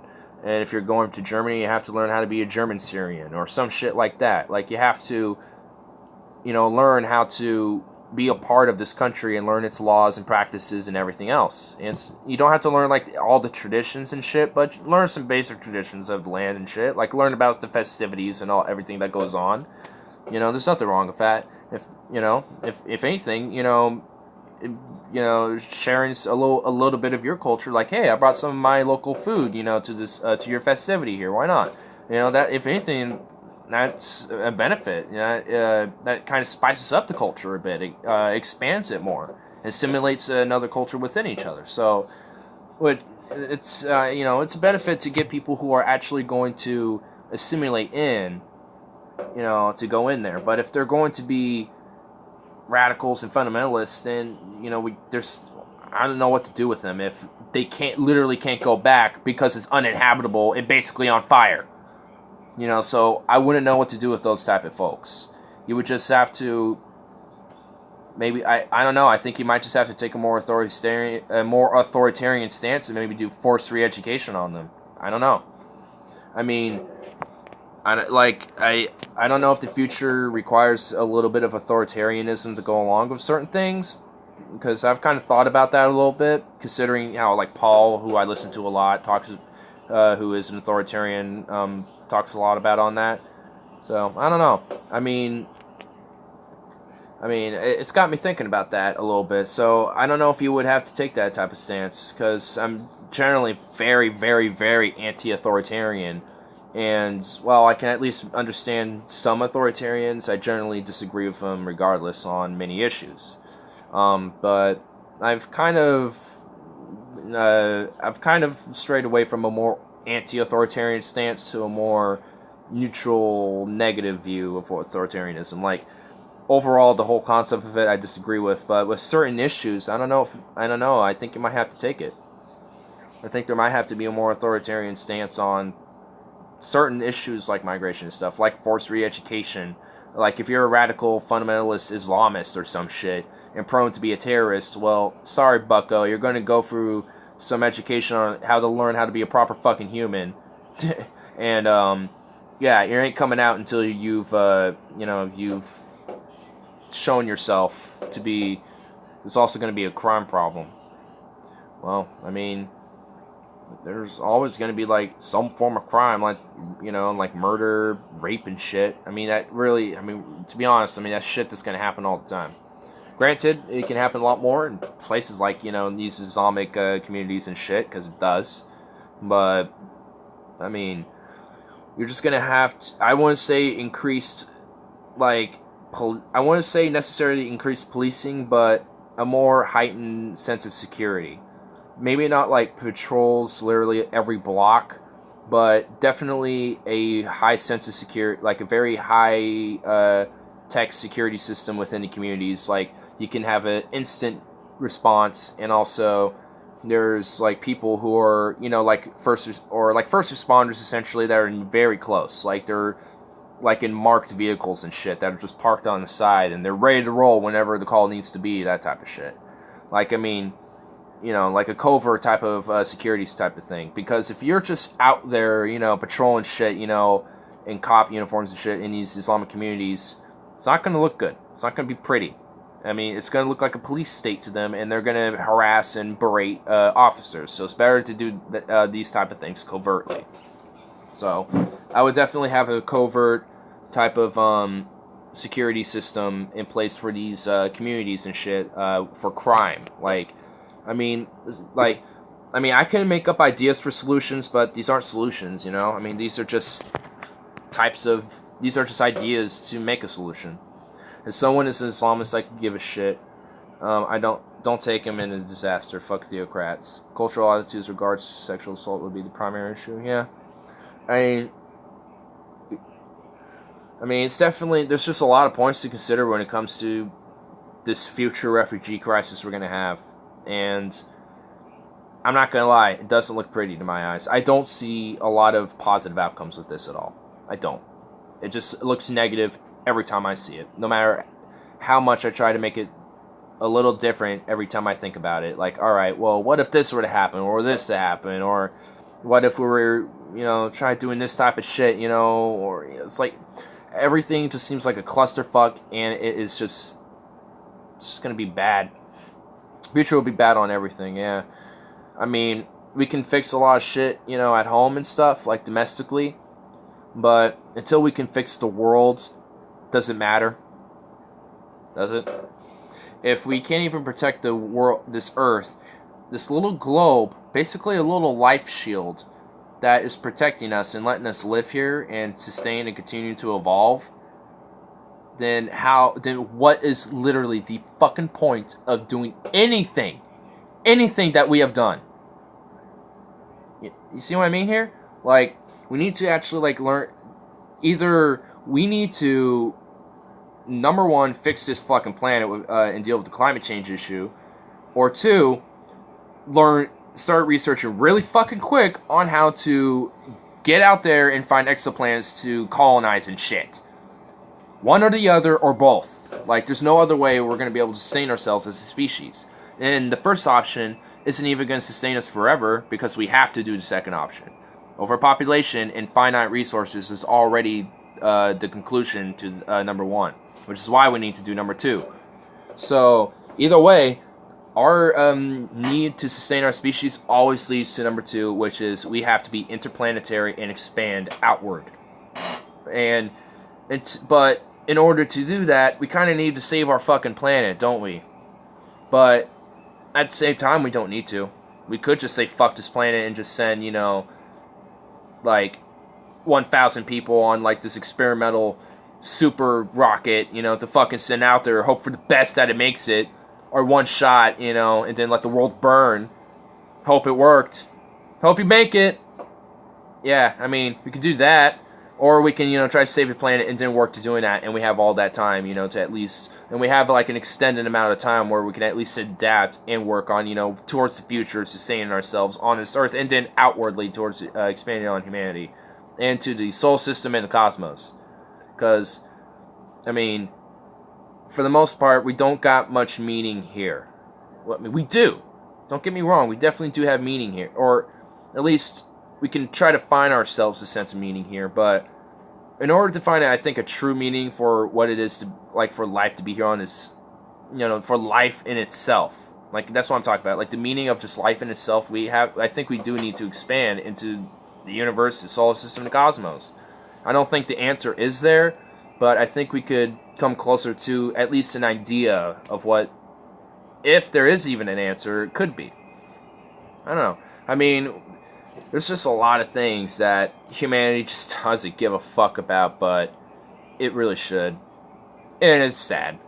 It's sad, I'm not gonna lie.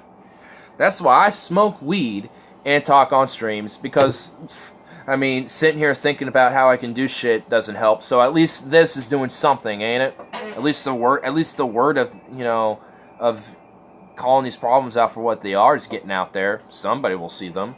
It's doing something, isn't it? So at least I got, at least I'm saying I contribute to something, So, I don't know.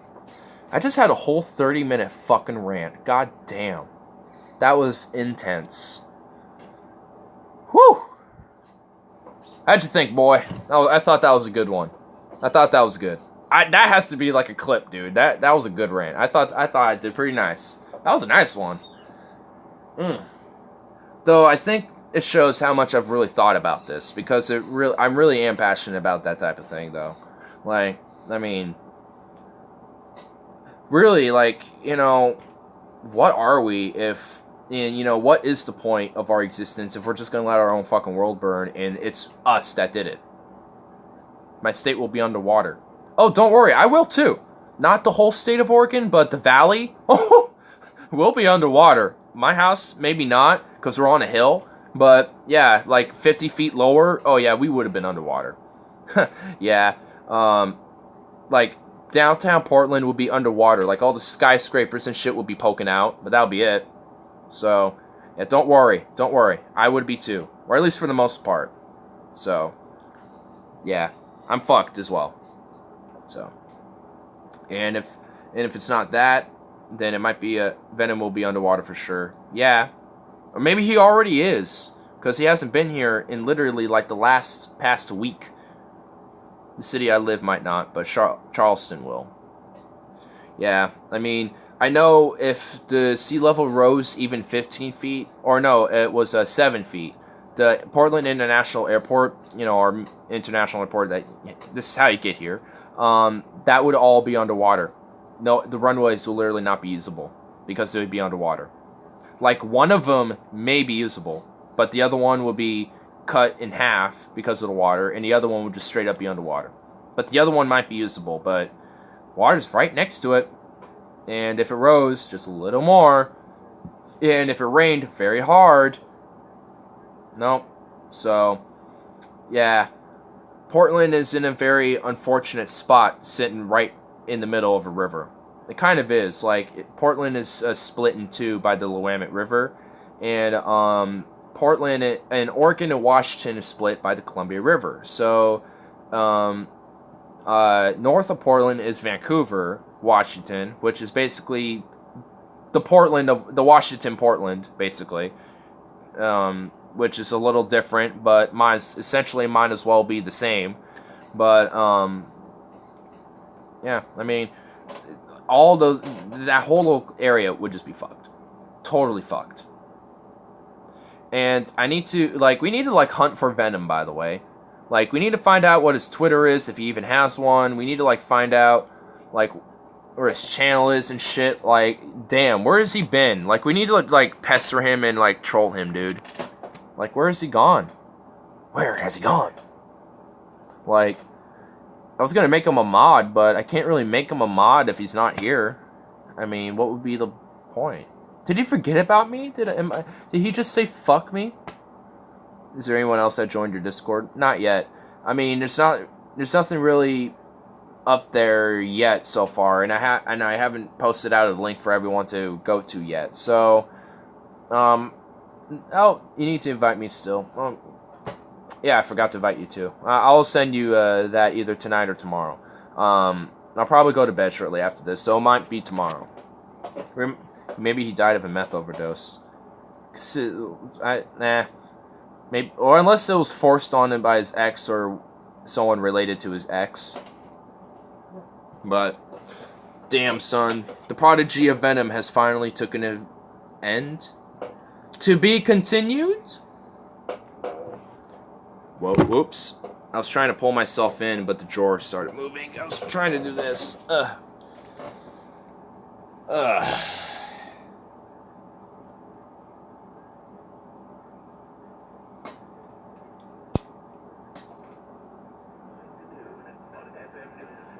Is there anything, like, of substance on here?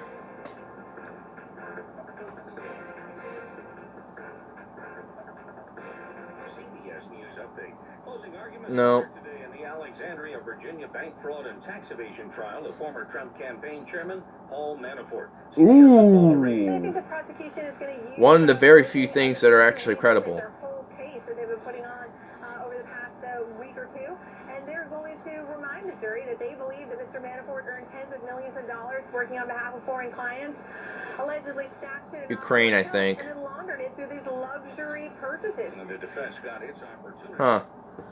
If I remember right, Paul Manafort was caught colluding with the Ukrainian government or some shit like that.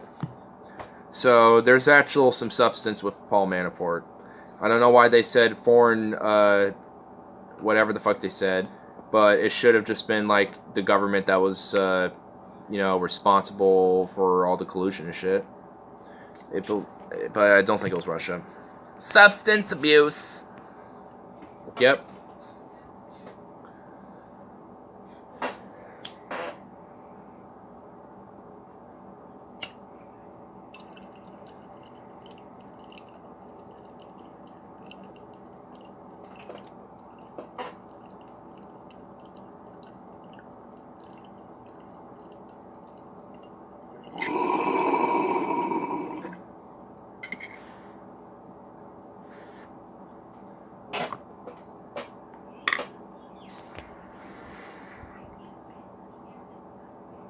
Yeah, Viktor Yanukovych.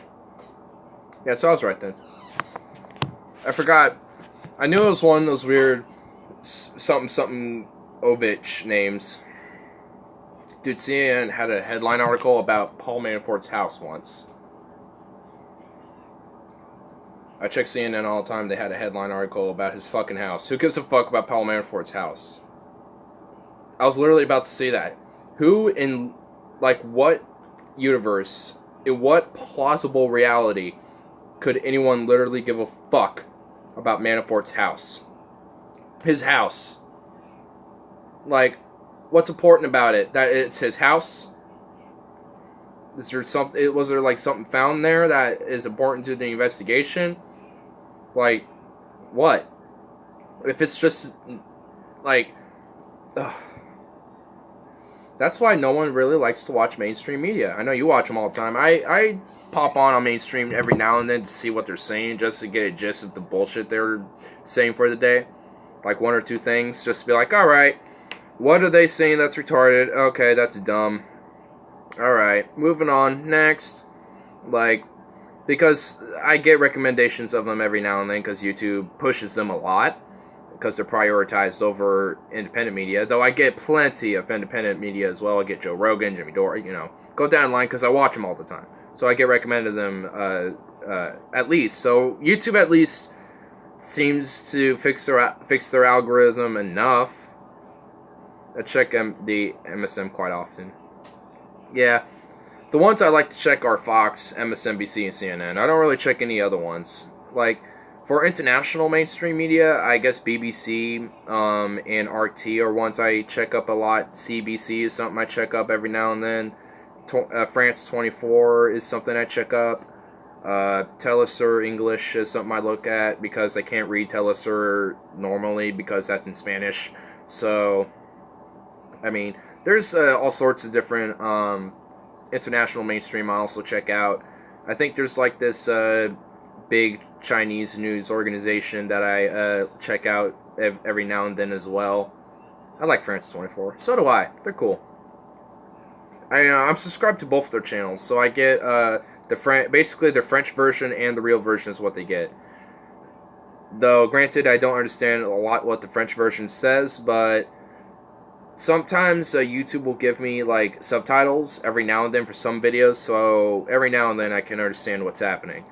but it's not every time. So it's kind of a hit and miss with the actual like France 24. But the English one is essentially like the re-uploads and also other news that people from England or Canada or from the U.S. would find interesting. So I mean, I like France 24. They're good. Yeah, I mean it's always good. Like Dad calls it propaganda, but I mean it's good to get journalism from all international spectrums, and from the left, from the right, like all over the place. It doesn't even matter what spectrum they go under, as long as they're, you know, a journalist talk about news of what's going on around the world. That's a different opinion and a different view, and has different substance, and probably does investigations differently to get what they need for their articles and news. Then, yeah, I mean it's good. I mean, what's even better is to literally go to these other countries too. I mean, like a lot of like like going back earlier about the whole open borders thing. Like one thing I would like to see in that type of time is like ability to travel freely. Where you want to, essentially. Like I mean, I feel like because humans are like a lot of not everybody, but a lot of humans are pretty nomadic. Like, while I have a homestead here and I'm always going to be here, essentially, as far as I can tell. I want to go out there and explore shit. Like, I would love to just like have an RV, spend 5 years, and just do like an exploration trip for like, everywhere. And then, if I want to go to a different part of the world, like Europe or some shit, I'll put that motherfucker on a boat and I'll start traveling to Europe or something, Like, I mean, people, should have that type of, luxury if they can eventually. If Europe would shut its borders to outside of Europe, I think it would be able to successfully have free travel within European countries. Yeah, with European countries within themselves. But, I mean, you see, like, that's why they need to really reform their migration policies, because they can do free migration within European countries and still have a more stricter migration policies with other places around the world. Like, that's not an unreasonable thing to have. Like, oh, there's shit that's fucked up on this part of the world. We should have more stricter migration policies for these type of people. Nothing against them. It's just that there's radical fundamentalism going on. It's just there's starvation, there's droughts, there's famine, there's wars. You name it. Go down the list of some tragedy that could maybe be happening in some part of the world. I mean, it's nothing against the people. It's just that there's shit that's going on that could be posing a threat, and we don't want these certain threats here. That's not an unreasonable thing to, have as a policy. There are, you're at a part of the world where there are threats, so your vetting you is going to be more stricter. Sorry. I mean, if you're good, you're good. All right. And if you check out and are able to assimilate to our country and uphold our laws and adapt to our culture enough to at least be tolerant of it, then all right, you're a vet and you're allowed to go through. But there's just certain things that aren't allowed to go through that are threats, including plausible terrorist threats and fundamentalist Islamic threats that are going to increase crime and shit. Like, that's not an unreasonable policy, and Europe really needs to reform that. It needs to. I think it definitely should adopt some things from the U.S. I just don't think travel bans like the U.S. has done, which is going too far, is the way to go. I just think you need to have a bit of a stricter migration policy, which isn't a necessarily bad thing at all. Do you think that multiculturalism and diversity is inherently positive, virtuous things? I don't think it's inherently positive, but I think it can be a positive thing. So, what I mean by it can be a positive thing, like, for example, like the melting pot philosophy, that's something that I've always liked talking about, because it's essentially spreading out a culture all over this place instead of having confined to a community or like a neighborhood. Like, you can find like Polish neighborhoods and German neighborhoods in certain parts of the country, and that's not necessarily a bad thing, of course, but I mean, it's good to spread cultures around and kind of have a multicultural culture, essentially. You know what I mean? That's what I think it is positive to have, cultures integrate in a positive fashion, which is like, if you like have feasts together, bring foods and have, and like have certain traditions come out, and practice them back and forth together, and come and meet and like partake in each other's festivities, and or combine them into like if you have them on the same date and shit. Like, I mean, there's a lot of ways you can do it in a positive way.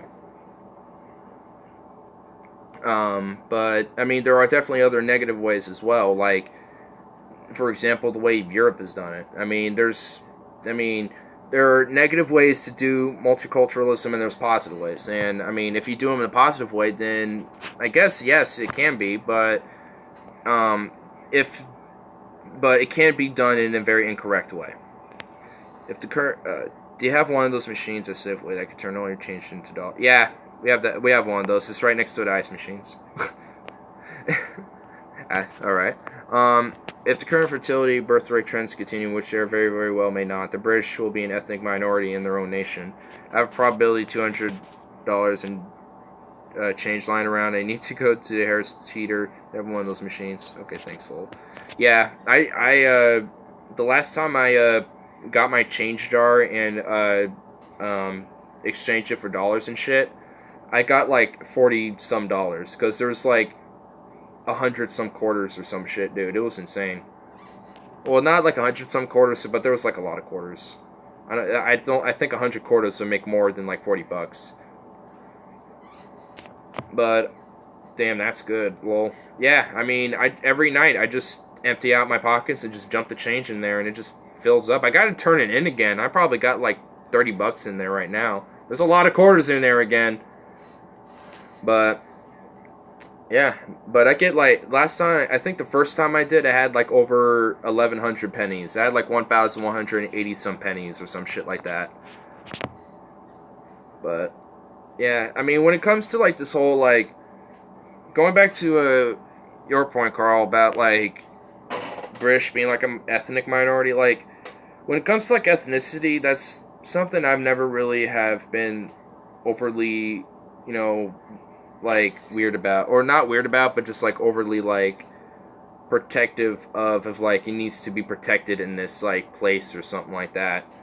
I mean, I do understand like like upholding and protecting, or not protecting, but upholding and continuing on these things, but I don't know, I've just never like seen that as a concern. Like, I mean, I can see why it can be worrisome depending on like other trends as well, but I mean, that's never been like a worrisome issue inherently on its own.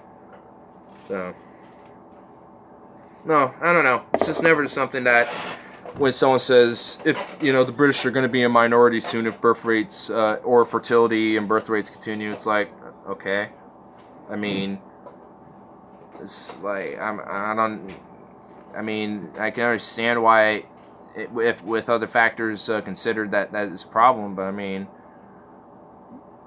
it's an unfortunate fact that humans are being ethnically tribal. That's just how we are. Exactly. I mean, for me, I've kind of grown out of this tribalistic mentality.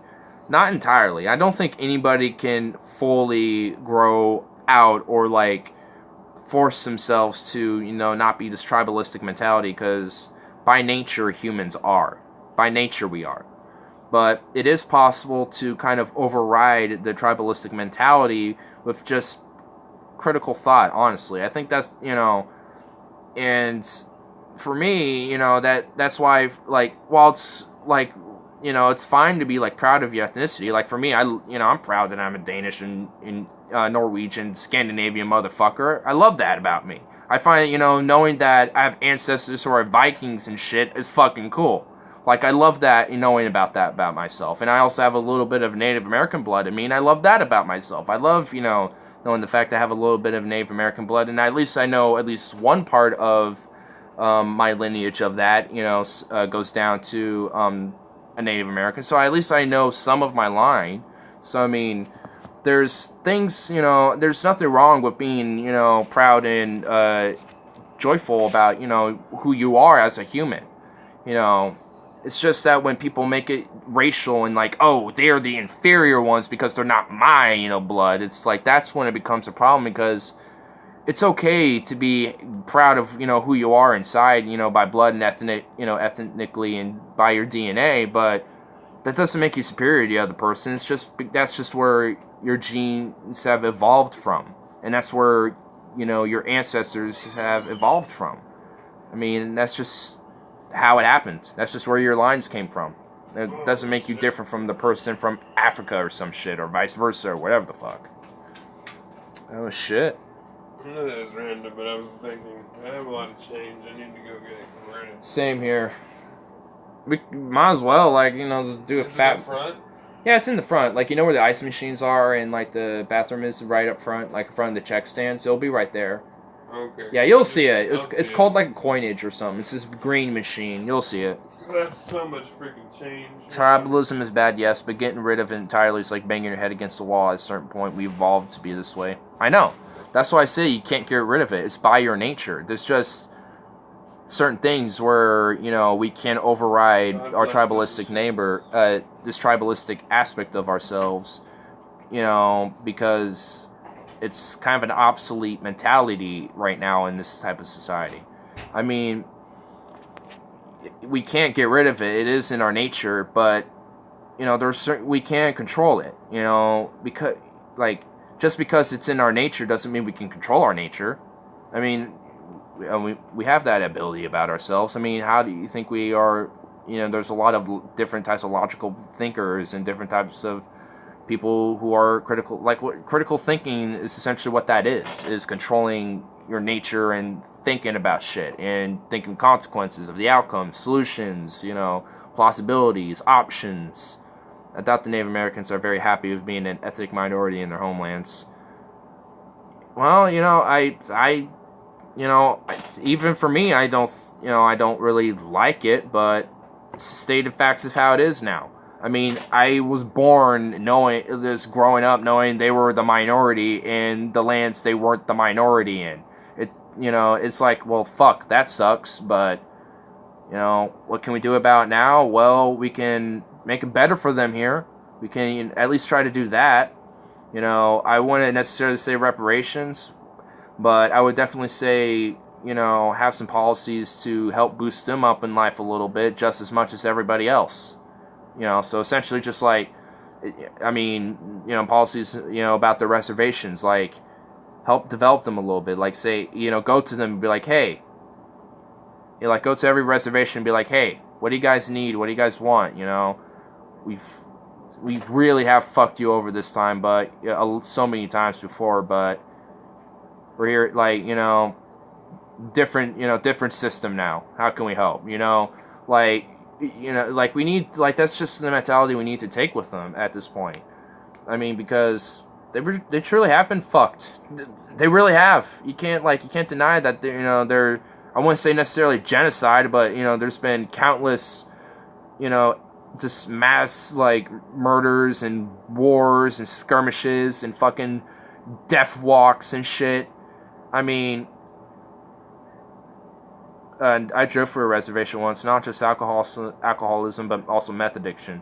Yeah, one thing that I think I just thought of a thing that we could do specifically for Native Americans that wouldn't hurt anyone else. Public, have every reservation have a rehabilitation center for alcoholism and drug addiction. There you go. Every reservation has one. If you need another one for another part of the reservation, okay, we'll give you that too. If you have at least one, then there's a resource for them to get themselves help. At least that will not solve the problem, but help relieve a major problem going on in Native American societies right now. I mean, and also that would just be tied in with a public rehabilitation, drug addiction program, policy, nationwide anyway. It would just be tied on with something already. So that would already be a progressive policy for everybody else. No, I'm playing. Oh. I thought that was Robert for a second, popping in for some reason. No. Okay. Freaked me out for a I thought second. it was a serial killer coming in for a minute. Was it Dad? Yeah, it is. Okay. But this country is fucked up. It is. I mean, No, you're not a serial killer. it really I is. hate to disappoint, so I think I'll go kill some cereal. Aww. At least Or you're not. least some toast. Lace and toes? If you're a serial killer, you should have went fat. I've been like, damn. Do you know John X? He's a serial killer who he has killed X amount of people. He doesn't let you know how many kills he's getting because he's John X. He's killed X amount of people. Generally, X is 10, but... Well, it's just X, as in just like X as the letter. Generation It's X just- as in for Christ. It's just X. You don't. It's just like the X out. It's like you don't know who I am and you won't. You do not enter because I am John X. Well, X in algebra, you don't know what the answer is until you solve the problem. Well, yeah, because it's essentially like a letter placed in you for should be like John A plus B squared. John A plus B squared. Damn. That's a good one. That's a good one. I'll have to show you where I got the John X from at some point because it's actually a pretty funny meme. But that was a good one. Damn. Make sure you lock the doors, though. Shit. Oh, well, his door's closed, so it should be all good. No. Though we don't really have anything that goes on here, honestly. We're far away from Johnson Creek, where we're not near all the weird homeless crazies going on and shit. Yeah. Never know, but somebody might want to venture and be like, hey, let's go over here. Oh, well, yeah, not saying that doesn't happen, but they don't normally come over in this dead-end street. Normally, they kind of wander over to Safeway or some shit, or 7-Eleven. Or to the park just right around the corner. They usually kind of wander around there, but we're kind of in this little outlet where, we're kind of hitting off, and they, Right. yeah, they ain't gonna, like, come in this little outlet for any reason. Unless, they stumbled over here for some reason, but that is, like, never. I never, like, unless someone generally, like, lives in this place, I never see anyone. Mom said it happened once before. Yeah, well, there was this one incident when I was, like, a baby in, like, the 90s or some shit, or, like, the early 2000s, where some schizophrenic was being chased by cops or some shit. In the 90s, dude. You've been only, like, been 1 year old. You've been born, like, what year were you 1997, so I would have born in? been... Damn, you were born the year I graduated from high school, or GD. Holy shit. Damn. Yeah, my brother graduated high school in 2000, so I was... So I'm 3 years older than that. Yeah, so I was 3 years old when he graduated, and... Oh, wait, so how old are you now? If you're... 39. 39, so he is 36. My brother's 36 then, so, okay. We found out my brother's age now. So, let's got something there. Does your store sell alcohol? Yes, it does. Ours sells beer and wine. We do too, and we also have Irish cream, sake, and ale, IPA, all sorts of different things. We don't have, like, liquor and shit like that. We don't have, like, nothing like whiskey or anything, but, like, they think the closest thing would be, like, a sake or some shit. But, yeah, we don't got nothing, like, majorly hard. So, and he also got generic shit. No liquor? There'd be Nope. no way you would have known my dad back then. No, I didn't even know him back then.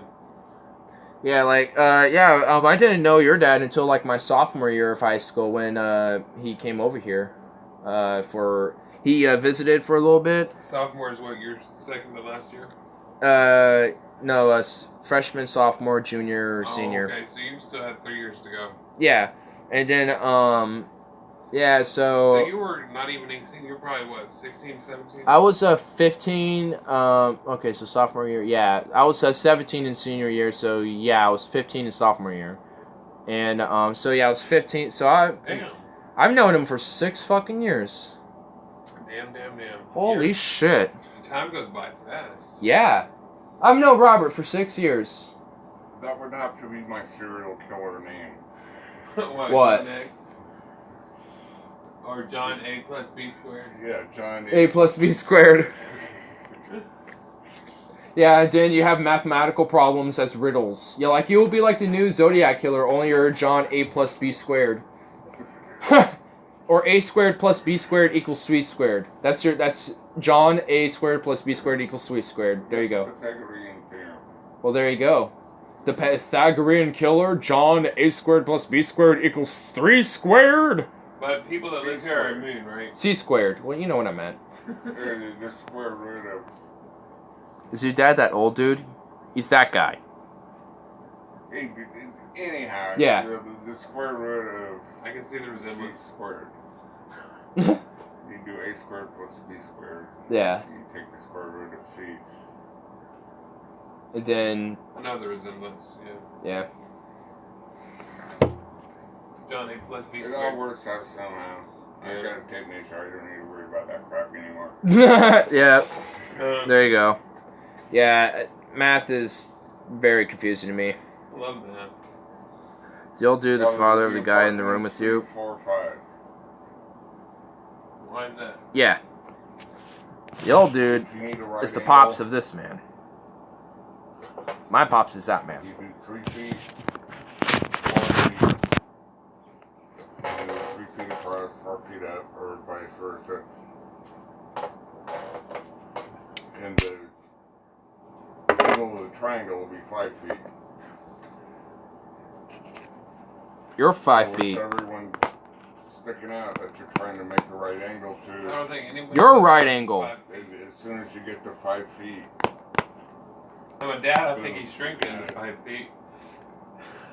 Your dad's shrinking to 5 feet. That's what I meant. I said I think my dad's shrinking to 5 feet. I was trying to make that work. I realized how much that failed. I just agreed with you. That's all I did. I was trying to make it like a counter insult. It failed. Your dad's shrinking to 5 feet. What? You? Florida man. Florida man? Florida man. His DNA sauce into his female co-worker's water mug on What? May 22nd and July 2nd. He worked with the That was 37-year-old perfect woman at a timing on dermatology that. center in Tallahassee. The Talking woman about told Florida. police she was drinking from her mug when she noticed a distinct taste and smell. Ooh. And after a closer look, she observed some nastiness. Some He's nastiness. pleaded not guilty to 2 counts of misdemeanor battery. I think it's a lot more of a serious offense than that, What right? did she do? Drink sperm? Eat That sperm? I mean, Did so- that's gross. wait, did the Oh, gu- and then it gets crazier. It gets Because crazier. Police said the surveillance footage, it showed him sneaking up on her desk when she stepped away and pouring a substance from a specimen jar into her water mug. And he just didn't like how she managed things. He sent an email to HR on July 4th, Oh, God. apparently admitting it. He wrote, quote, that he was Why? repulsed at the thought of my action. I put a couple of drops of redacted in her water. Yes, redacted. Why? Redacted. Why put anything in there at all? I do not know. I just do not know, he wrote. Florida So, man. yeah, Florida you can't have man. any contact with a Coming woman because in he's the cup. disgusting. Good He's a old disgusting human being. We're all grossed out. funny. These people exist, and they vote. That sounds hot. Good on that guy. He did absolutely nothing wrong. Damn, edgelord Carl. Well, dude. People exist and they vote. Dude, can we just say how great Florida man is? Florida man, like, he eats people's faces. He does a spank-a-dink in some chick's water. I mean, robs a Waffle House naked with a shotgun and a jacket. I mean, Florida man has done all sorts of adventures. He blows up his fingers on 4th of July. I mean, Florida man does everything, dude. You gotta give it to Florida man. Just God bless fucking Florida man. Smoke weed, though. This is all on his own acting. Like, Oh, I mean, Florida man does everything, dude. Bath salts, weed, anything. Oh, he does everything? Dude, Florida man will do anything. Maybe it was diarrhea. We don't know for sure. Florida man shoots up high school. Yeah, yeah. Even Florida man shot up high school. I mean, Florida man does not give a fuck. I mean, it's Florida man. Oh my god, that's too funny. Dude, like, when the headline starts a Florida man, you know it's instantly going to be good. Florida man. Florida man, don't say anything else. I got everything I needed. Let's read. It's just like, I don't need just have the headline as Florida Man Chronicles. And just like, here's a new story of Florida Man. And just have like a superhero with like the big F's in for Florida. Lebrons in the news, Or and FU. from all over the country, but there seems to be a large percentage of them stories that come from Florida. Why? What is what? Dude, there's something about. There is literally something up with Florida. I think there is a conspiracy with Florida about this, honestly. There's something in Florida, dude. There has to be something. There's no way there's this amount of. There's no way there's this amount of insane stories and weird people in fucking Florida. Like, dude, does nothing literally happen in Florida but these weird... Have you ever been there? Once, in Orlando. Yeah, what about Portland, man? It's nothing but a whole bunch of retired people and a whole bunch of young idiots working on like fishing boats or wherever. So, basically just a bunch of old retired idiots and then young retired idiots all drunk together and probably doing weird experimental drug shit. It's the same kind of Dude, I just love Florida. I love and absolutely hate Florida at the same time. Like, honestly, I would only go to Florida for, like, you know, the space station or some shit, like the Kennedy Space. There are 2 reasons you go to Florida. 1, to have fun. 2, to die. Basically. That's pretty much it. Or a mixture of both. Welcome to Florida. You're either going to go crazy and have fun, I think it's almost something. or you're really old and you're about ready to die. Yeah, dude, you just gotta give it up to Florida, man, dude.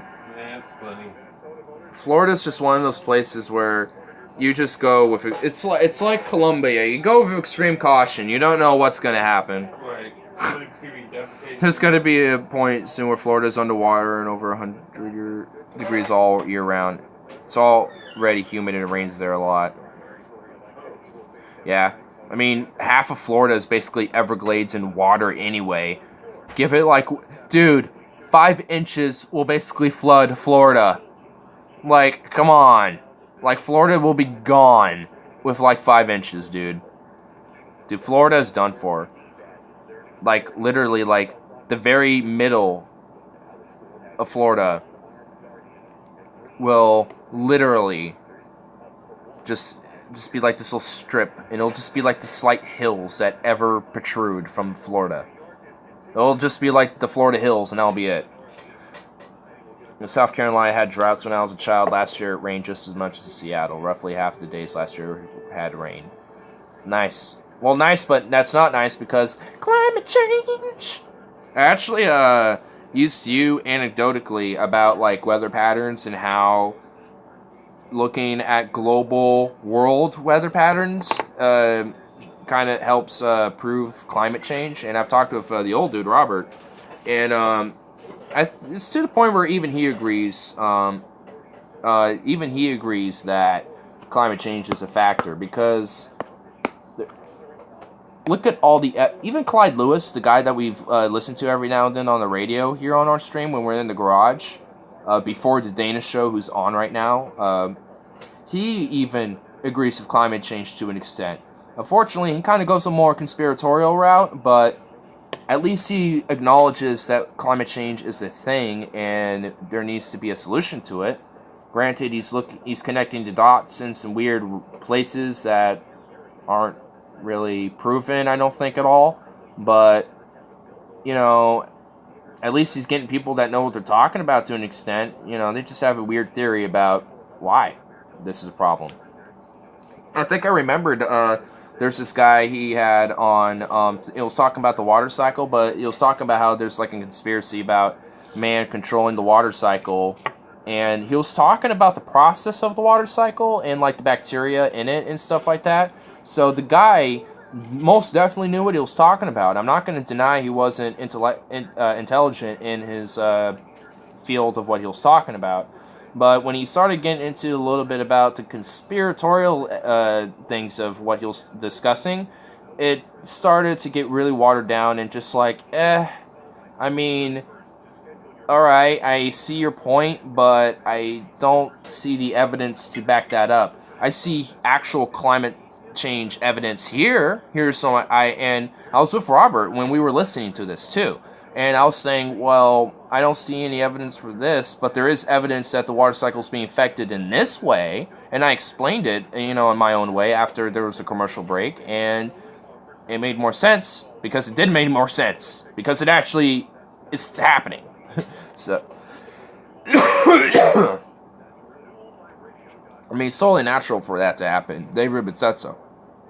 Well, climate change is it is a fact that it naturally happens. When we talk about climate change, though, we're talking about the man-made impact.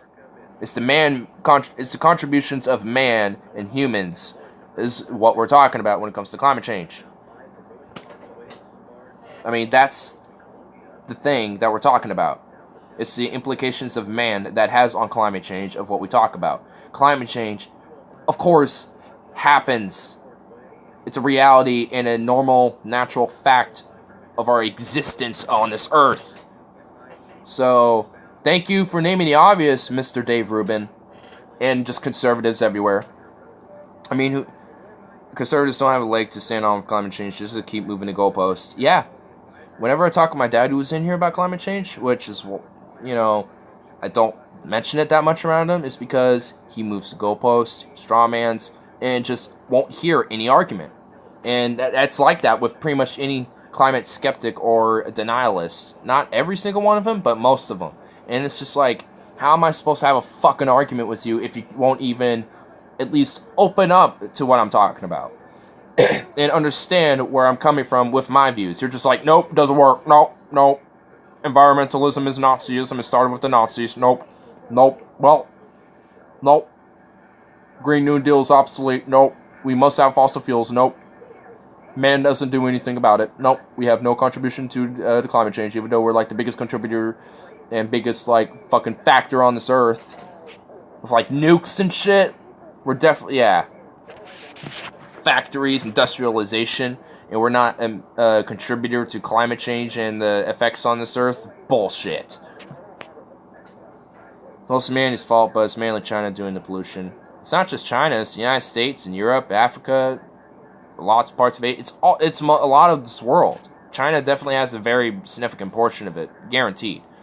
But at least they're actually trying to do policies to at least try to help alleviate some of the problem. I mean, they actually have been. It's nothing like permanent or nothing that's going to be great, it's not like the best things that they could be doing, but it's somewhere.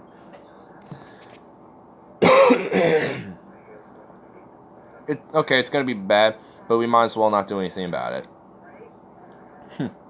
It's going to be bad, but... Oh, wait, maybe there's benefits to it. There could be some benefits to warming.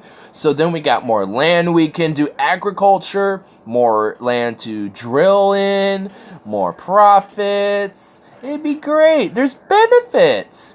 You can have a hotter, nice, warm, sunny day to sunbathe in Florida with Florida Man. That would be totally great. Ain't that great? Totally great. Not to me. I'm particularly not fond of a very hot, sunny day. These last 3 posts of mine summarize the evolution of the conservative position on climate change. Basically, you did basically summarize it. Actually, it's basically your last, 7 points.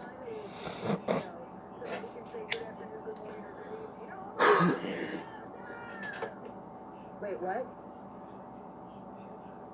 Wait, what? Is that?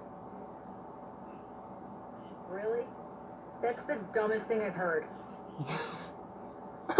Thing that I've ever heard. Coming from you, Dana. Politico. Politico? They said that Trump appeared to be confused by Nepal and Bhutan, which lies sandwiched between India and China. And Bhutan, by the way, I just want to say that I watched a fabulous documentary on how that country inspired the latest collection of shoes. Some high heels and I know, I'm just... Are you hearing it? Just saying.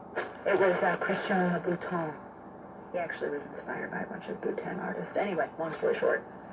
They say, oh, well, he thinks it's... Huh?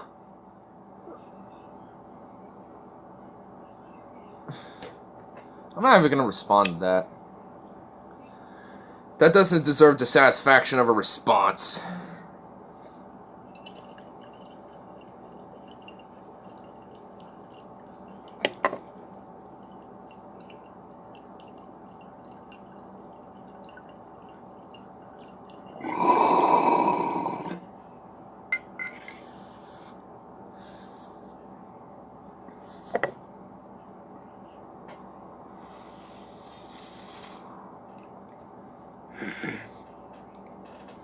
Ocean acidification is a big problem that no one seems to know or care about. I learned about that in my global climate change class. The oceans are a serious, major factor as to why climate change is a problem. And you're explaining it right here. What you're saying is what I learned. When the ocean absorbs carbon dioxide, which it does, which it continues to do, as it always does, it becomes more acidic. And when it becomes too acidic, calcium carbonate will just dissolve. Any creature of calcium carbonate shell will not live, and many of these creatures will, rather large with microscopic, make up the bottom of the food chain. Which, you know, like coral reefs, crabs, you know, snails, sea urchins, shit like that. Yeah, totally going to not affect the ecosystem of the oceans at all. Totally not. Like, it's a joke. It really is a disgusting joke. And if there's anything I can generally be offended about, it is probably going to be about climate change, because it's like, do you not see the effects of not just on land but in the oceans? Do you not see the ramifications of what will happen if you just learn about the processes of what happens and then how we're exacerbating these problems? Yeah, I don't know, maybe we should be adapting our infrastructure and our society to be more green and to be based on renewable energies and shit like that. Like, fuck, let's start research on learning how to build, like, fat solar plants in space and shit, where we're able to, like, have an effective way to transport it down to Earth and shit, like, and stuff like that. God gave humanity domain over the planet. That's an excuse not to do anything to fix the fucking Earth, and it's such a cop-out bullshit excuse. Do you plan on having children? I don't. I've always thought about having kids, but even if I did, no one wants to fuck me, lol, not to mention the Earth will be shit. You know, I've always really tossed this in my head, and I don't know if I have a real answer yet, because for one, I really know I'm not ready for a child, and I will definitely not have one anytime soon. But, I mean, I don't rule out the possibility of having children. Like, for me, I don't rule it out. But let's say if I fucked somebody, or fucked a girl, or a girlfriend, or whatever, and she got pregnant, I'll be like, I'm not ready to have a child. I'm, one, financially unstable, two, just not ready I'm not stable for a home. I live in a very crowded fucking room, and there's no way I'm going to be able to have a little one on top of that. Plus, a girl living with me on top of that, too. Terrible idea and situation. I got school, I got a job I need to deal with, to deal with school, so my plate will be way overfilled. I got the show I'm trying to start. You know, I'm worried about myself first right now. And like, TJ did a video on Ben Shapiro about, you know, if you don't want children, you're selfish. It's like, you know what? If that makes me selfish, so the fuck what? There's things I want to work about myself right now. I'm still figuring out what I even am right now as a person, you know?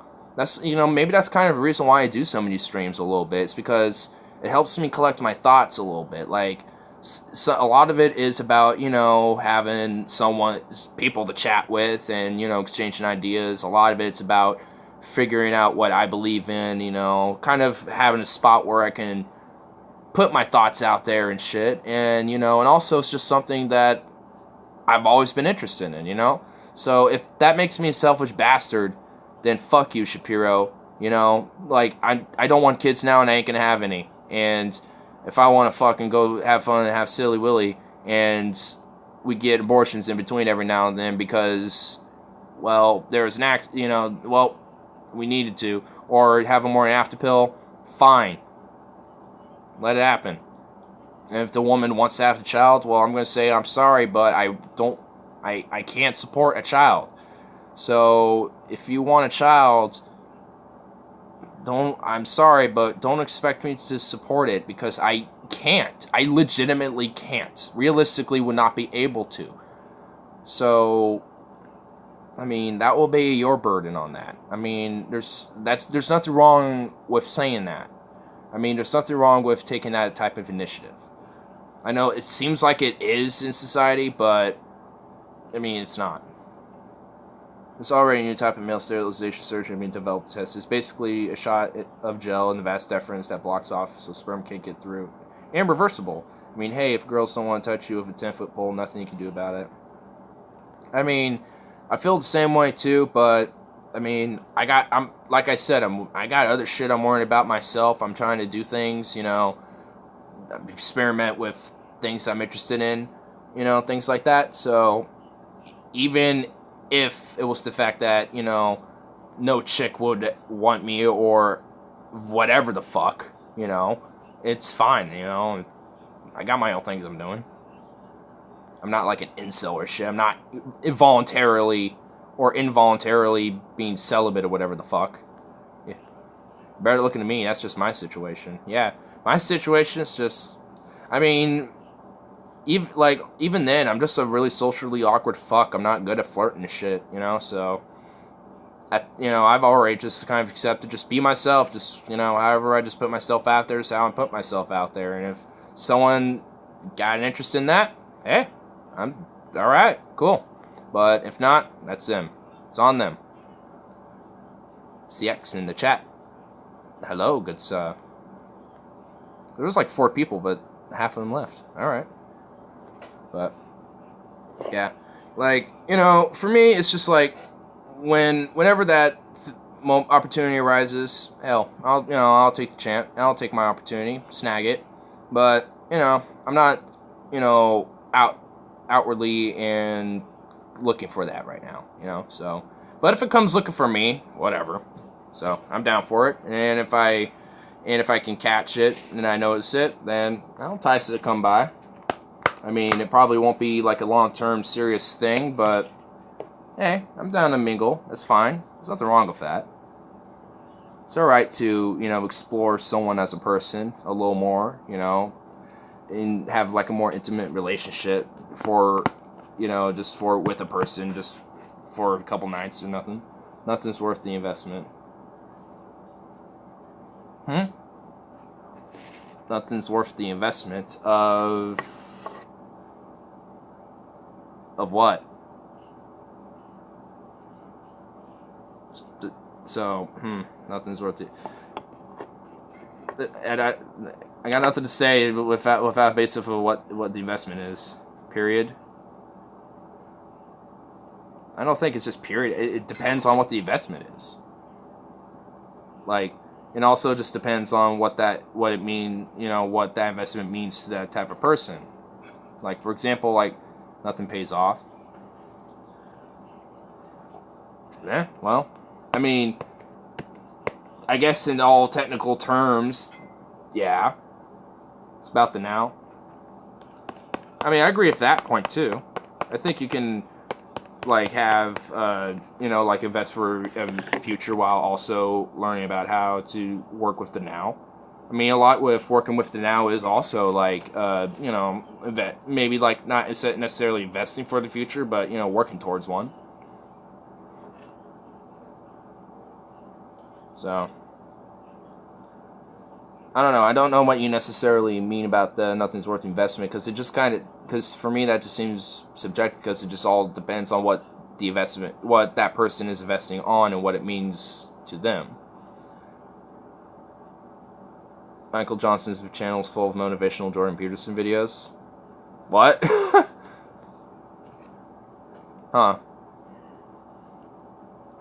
So did you find me for one of my Jordan Peterson videos that I've done on? I mean, and you're coming over for a more challenge on, I guess, each other's views at this point, because, I mean, we go back and forth. which is, there's nothing wrong with that at all. I'm not saying this is bad. I'm not really, I actually like it. So, I mean, you know, you're free to, you know, say whatever the fuck. As long as you're literally not just being, you know, a berating the jackass and shit, you know, we got no issues, but you haven't been like that, so you're totally fine, man. Whenever you talk about big topics, you pick up trolls. That is true. I mean, I don't necessarily see you as a troll, but there's comments that, I mean, you seem trolly with, you know, so it's like 50-50, but, you know, we have our back and forths. George Peterson is the sophist. I'm a troll too. Well, hey, aren't we all? I mean, I've trolled too. I've done my fair share of trolling, so aren't we all in our own little way? Like STDs. That's true. Yeah, I mean, like, fuck, look at TJ's videos. Whenever he talks about Jordan Peterson, there's like a spike of people that just like dislike, and there's like a whole like chain of comments that will like pop up out of nowhere that are all Jordan Peterson fans and stuff like that. So I mean, it happens. Even if it's not just Jordan Peterson specifically, just anything like Ben Shapiro, even with TJ and stuff, or just anybody, you know. I mean, like, insert content creator, insert big other figure here being rebuted. You're gonna get a lot of fans from the person being rebuted coming over because that name has been mentioned. So whenever that name has been mentioned and they look them up, more likely they're gonna see it. Ugh. Ooh, that was some good neck popping right there. Ugh. Actually, I gotta do like a quick little back pop check here. Ben Shapiro too. Oh yeah. Whoa. Ooh. Feels good. Even if I don't like pop anything, I can feel like that stretch, and even the stretch alone feels really good. Even if I don't get the pop, it feels good. Not good, it doesn't feel as good, but feels good. Ooh, got another one too. Man, I'm getting them all over the place. Damn.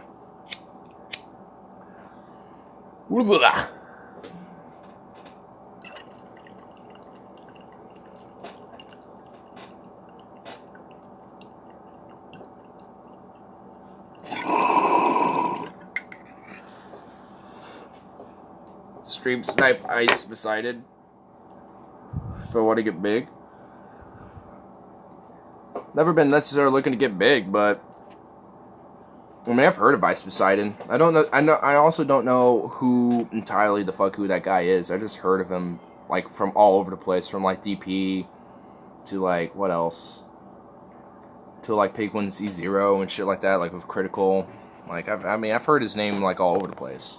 So stream snipe. Yeah, I mean, might as well. Fuck it.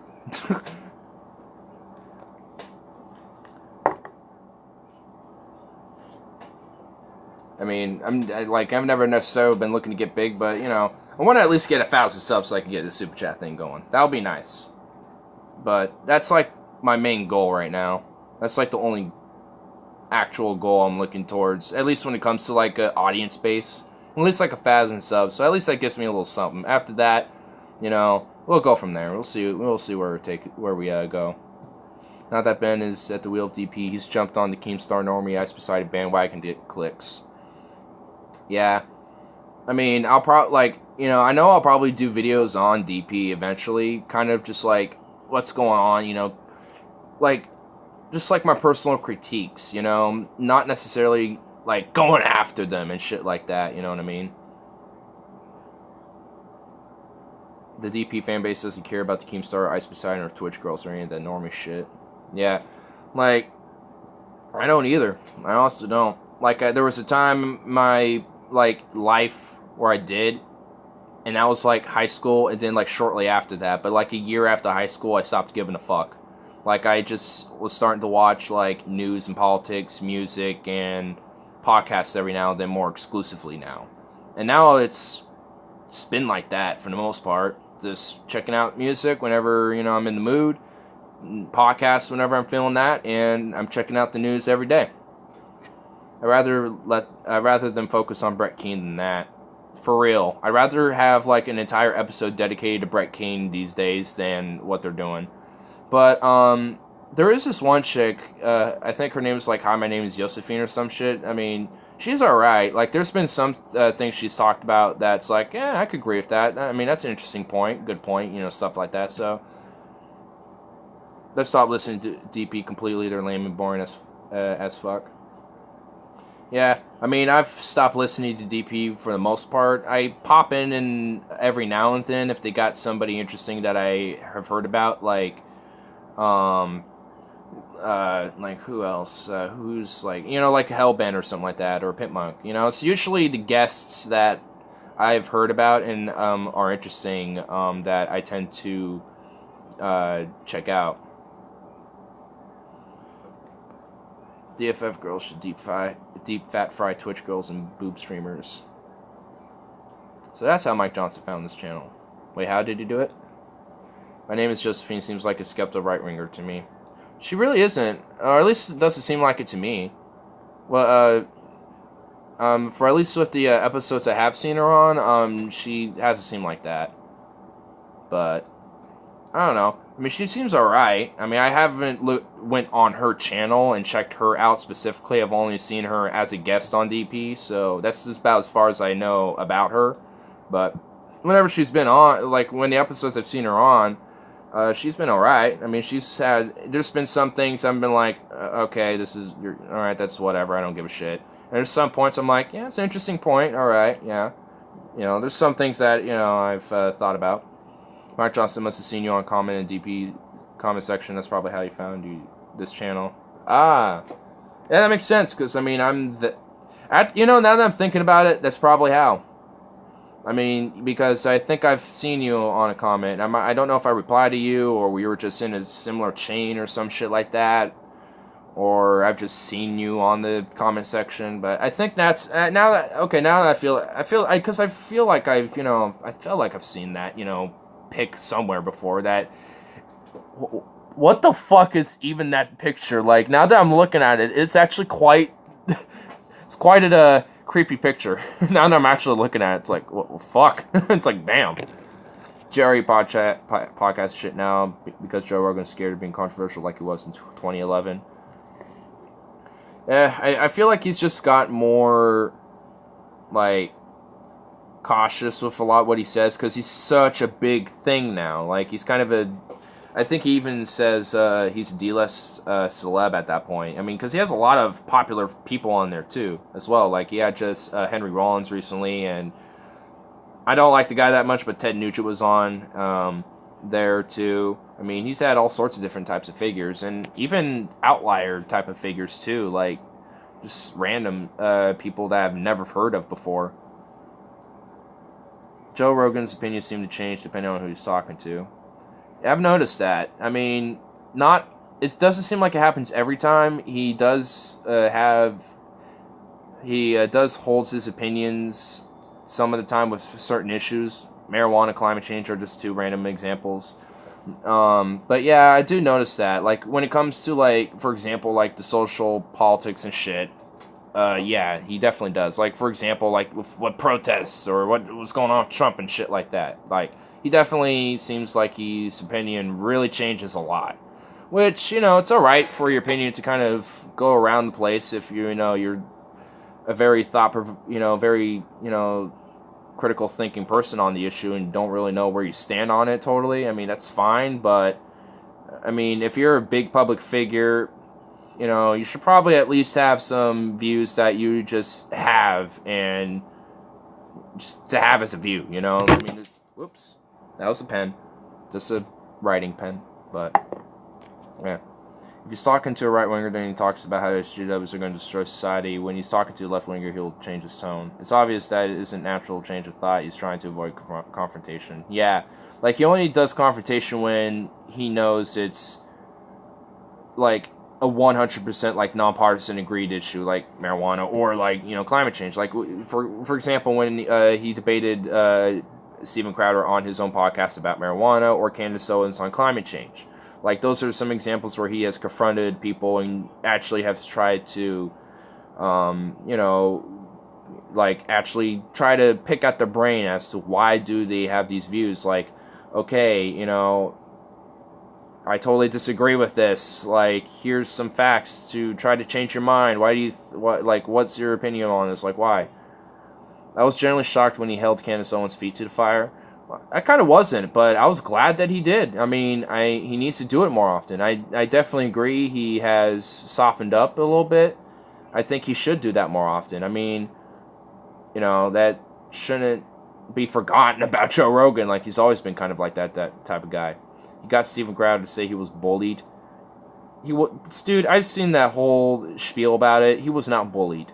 Like, Steven Crowder was not even close to being bullied. If he was being bullied, Joe Rogan would have called him like a faggot or something like that and belittled him.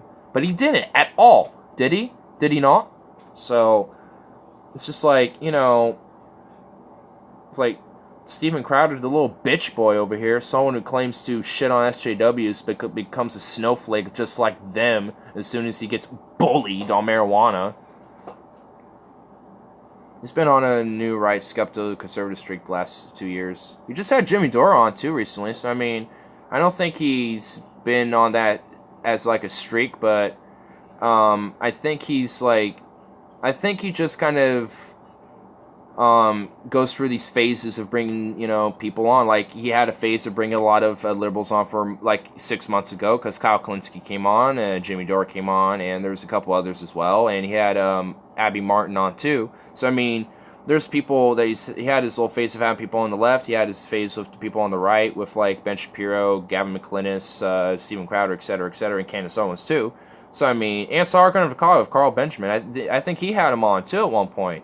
So it's like, you know, like, I think he just kind of goes through these phases like, hey, I mean, there's this right-wing thinker, let's have him on, or her on, or whatever. It's like, oh, well, they also know these people. Hey, let's have these people on, too, because they have these different views about these things. So let's have these people on, too. Like, I think he just kind of goes through phases and shit. I mean, because I think every podcast would. I mean, I kind of noticed that with a lot. They kind of go through these little phases of interests, and they kind of stick with them for a little bit. I like to see Sargon go back on. Yeah, I would, too. But at the same time, I, you know, wouldn't care for it either because I feel like he would. I feel like Joe Rogan wouldn't hold his feet to the fire like he did with Candace Owens on many issues. Like, I mean, if he ever talked about climate change with Benjamin, would he just continue to be like, oh, I don't know, I would like to see the facts about it, and then Joe Rogan just obviously shows him facts and be like, there you go, mind changed? He'd be like, oh, I don't know. I mean, I'll have to, you know, and just like, you know, just deflect and, you know, just move, you know, just keep moving down in line. It's just like, what? What do you talk about? No, it's like, just, don't you see the fucking, you know, facts right there? I'd like to Kyle go back on. Oh, yeah, dude. For sure. Sargon's full of shit and is incredibly slippery. Oh, yeah, dude. He literally said he likes Trump because he triggers the libs. That's a pretty stupid reason to like Trump. Like, if you like Trump because, like, oh, well, he had these policies he pushed, or he's been on, you know, saying these things and been trying to push for these things despite the backlash, but, you know, at least he's been trying. If at least he had something besides just trigger the libs, I'd had more respect for that answer, you know what I mean? I have more respect for those answers than trigger the libs. That's a stupid and immature, childish answer. Even if Joe had the balls to hold his feet to the fire, Sargon's ankle will slip out of his hands. Yeah, most definitely.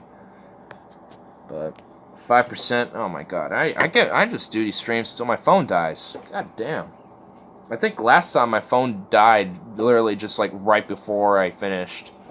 But this time I'm gonna make sure I finish it. Built a wall. Okay. Go ahead. I mean, it doesn't work well. You got water, planes, tunnels. You can go over it. I mean, to me, it's just more of an aesthetic piece. Triggering your political opposition just drives them further to the fringe. Yep, exactly.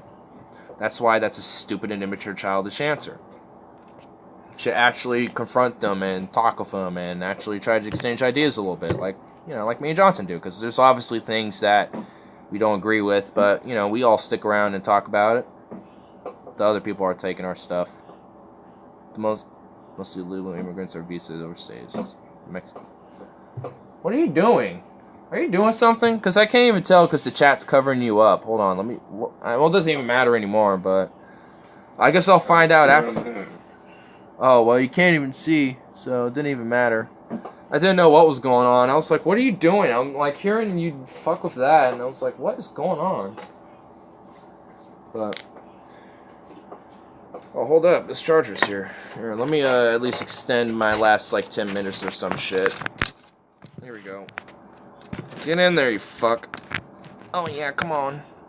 Pushing it. Is it even... Oh, nope, it was upside down. Oh, yeah. Bam. There we go. Now I'm lit up again. Sweet. Mexican people. I don't know, like... I mean, since I'm about to wrap it up, since my phone's about to die, I mean... Shit. Like... to me, I feel like that's a... issue that is not as serious as people think it is, but because it's a factor that is made as bad as it is due to other issues like the drug war and shit. Like if we just like Keith, if we like legalize taxed and regulated drugs, I mean all drugs too. You know the black market that the cartels have power over. People aren't going to go to that when they have a legal, you know, operational dispensary where they have safe-grown, laboratory-safe drugs for you to take instead. Like with marijuana, you have to have a official, you know, laboratory-like, you know, grow operation to, you know, fucking sell it to dispensaries. Or, you know, so there's processes they have to go through, which is the regulation part. And if you get rid of the cartels, then then a lot of the corruption in Mexico and other Latin American countries is going to start to wither because a lot of that money is where's it going to go? Like sex trafficking and shit. Yeah, that's still going to be a market, but that's not a big market. And plus, they probably still have a European market, but that's not their main market. The U.S. is. So if we did that for the United States, literally like half of their money that they got for funding the cartels would die. It would be gone. Probably more than that.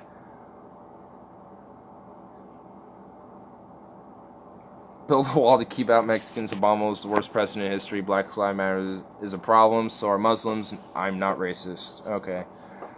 Well... Just because you have those beliefs doesn't make you racist, but here, let me go down the thing. Build a wall to keep out Mexicans. Alright, well, like I said, to me, building a wall, like, you can go under it, you can go over it, you can literally, like, take a boat and go around it.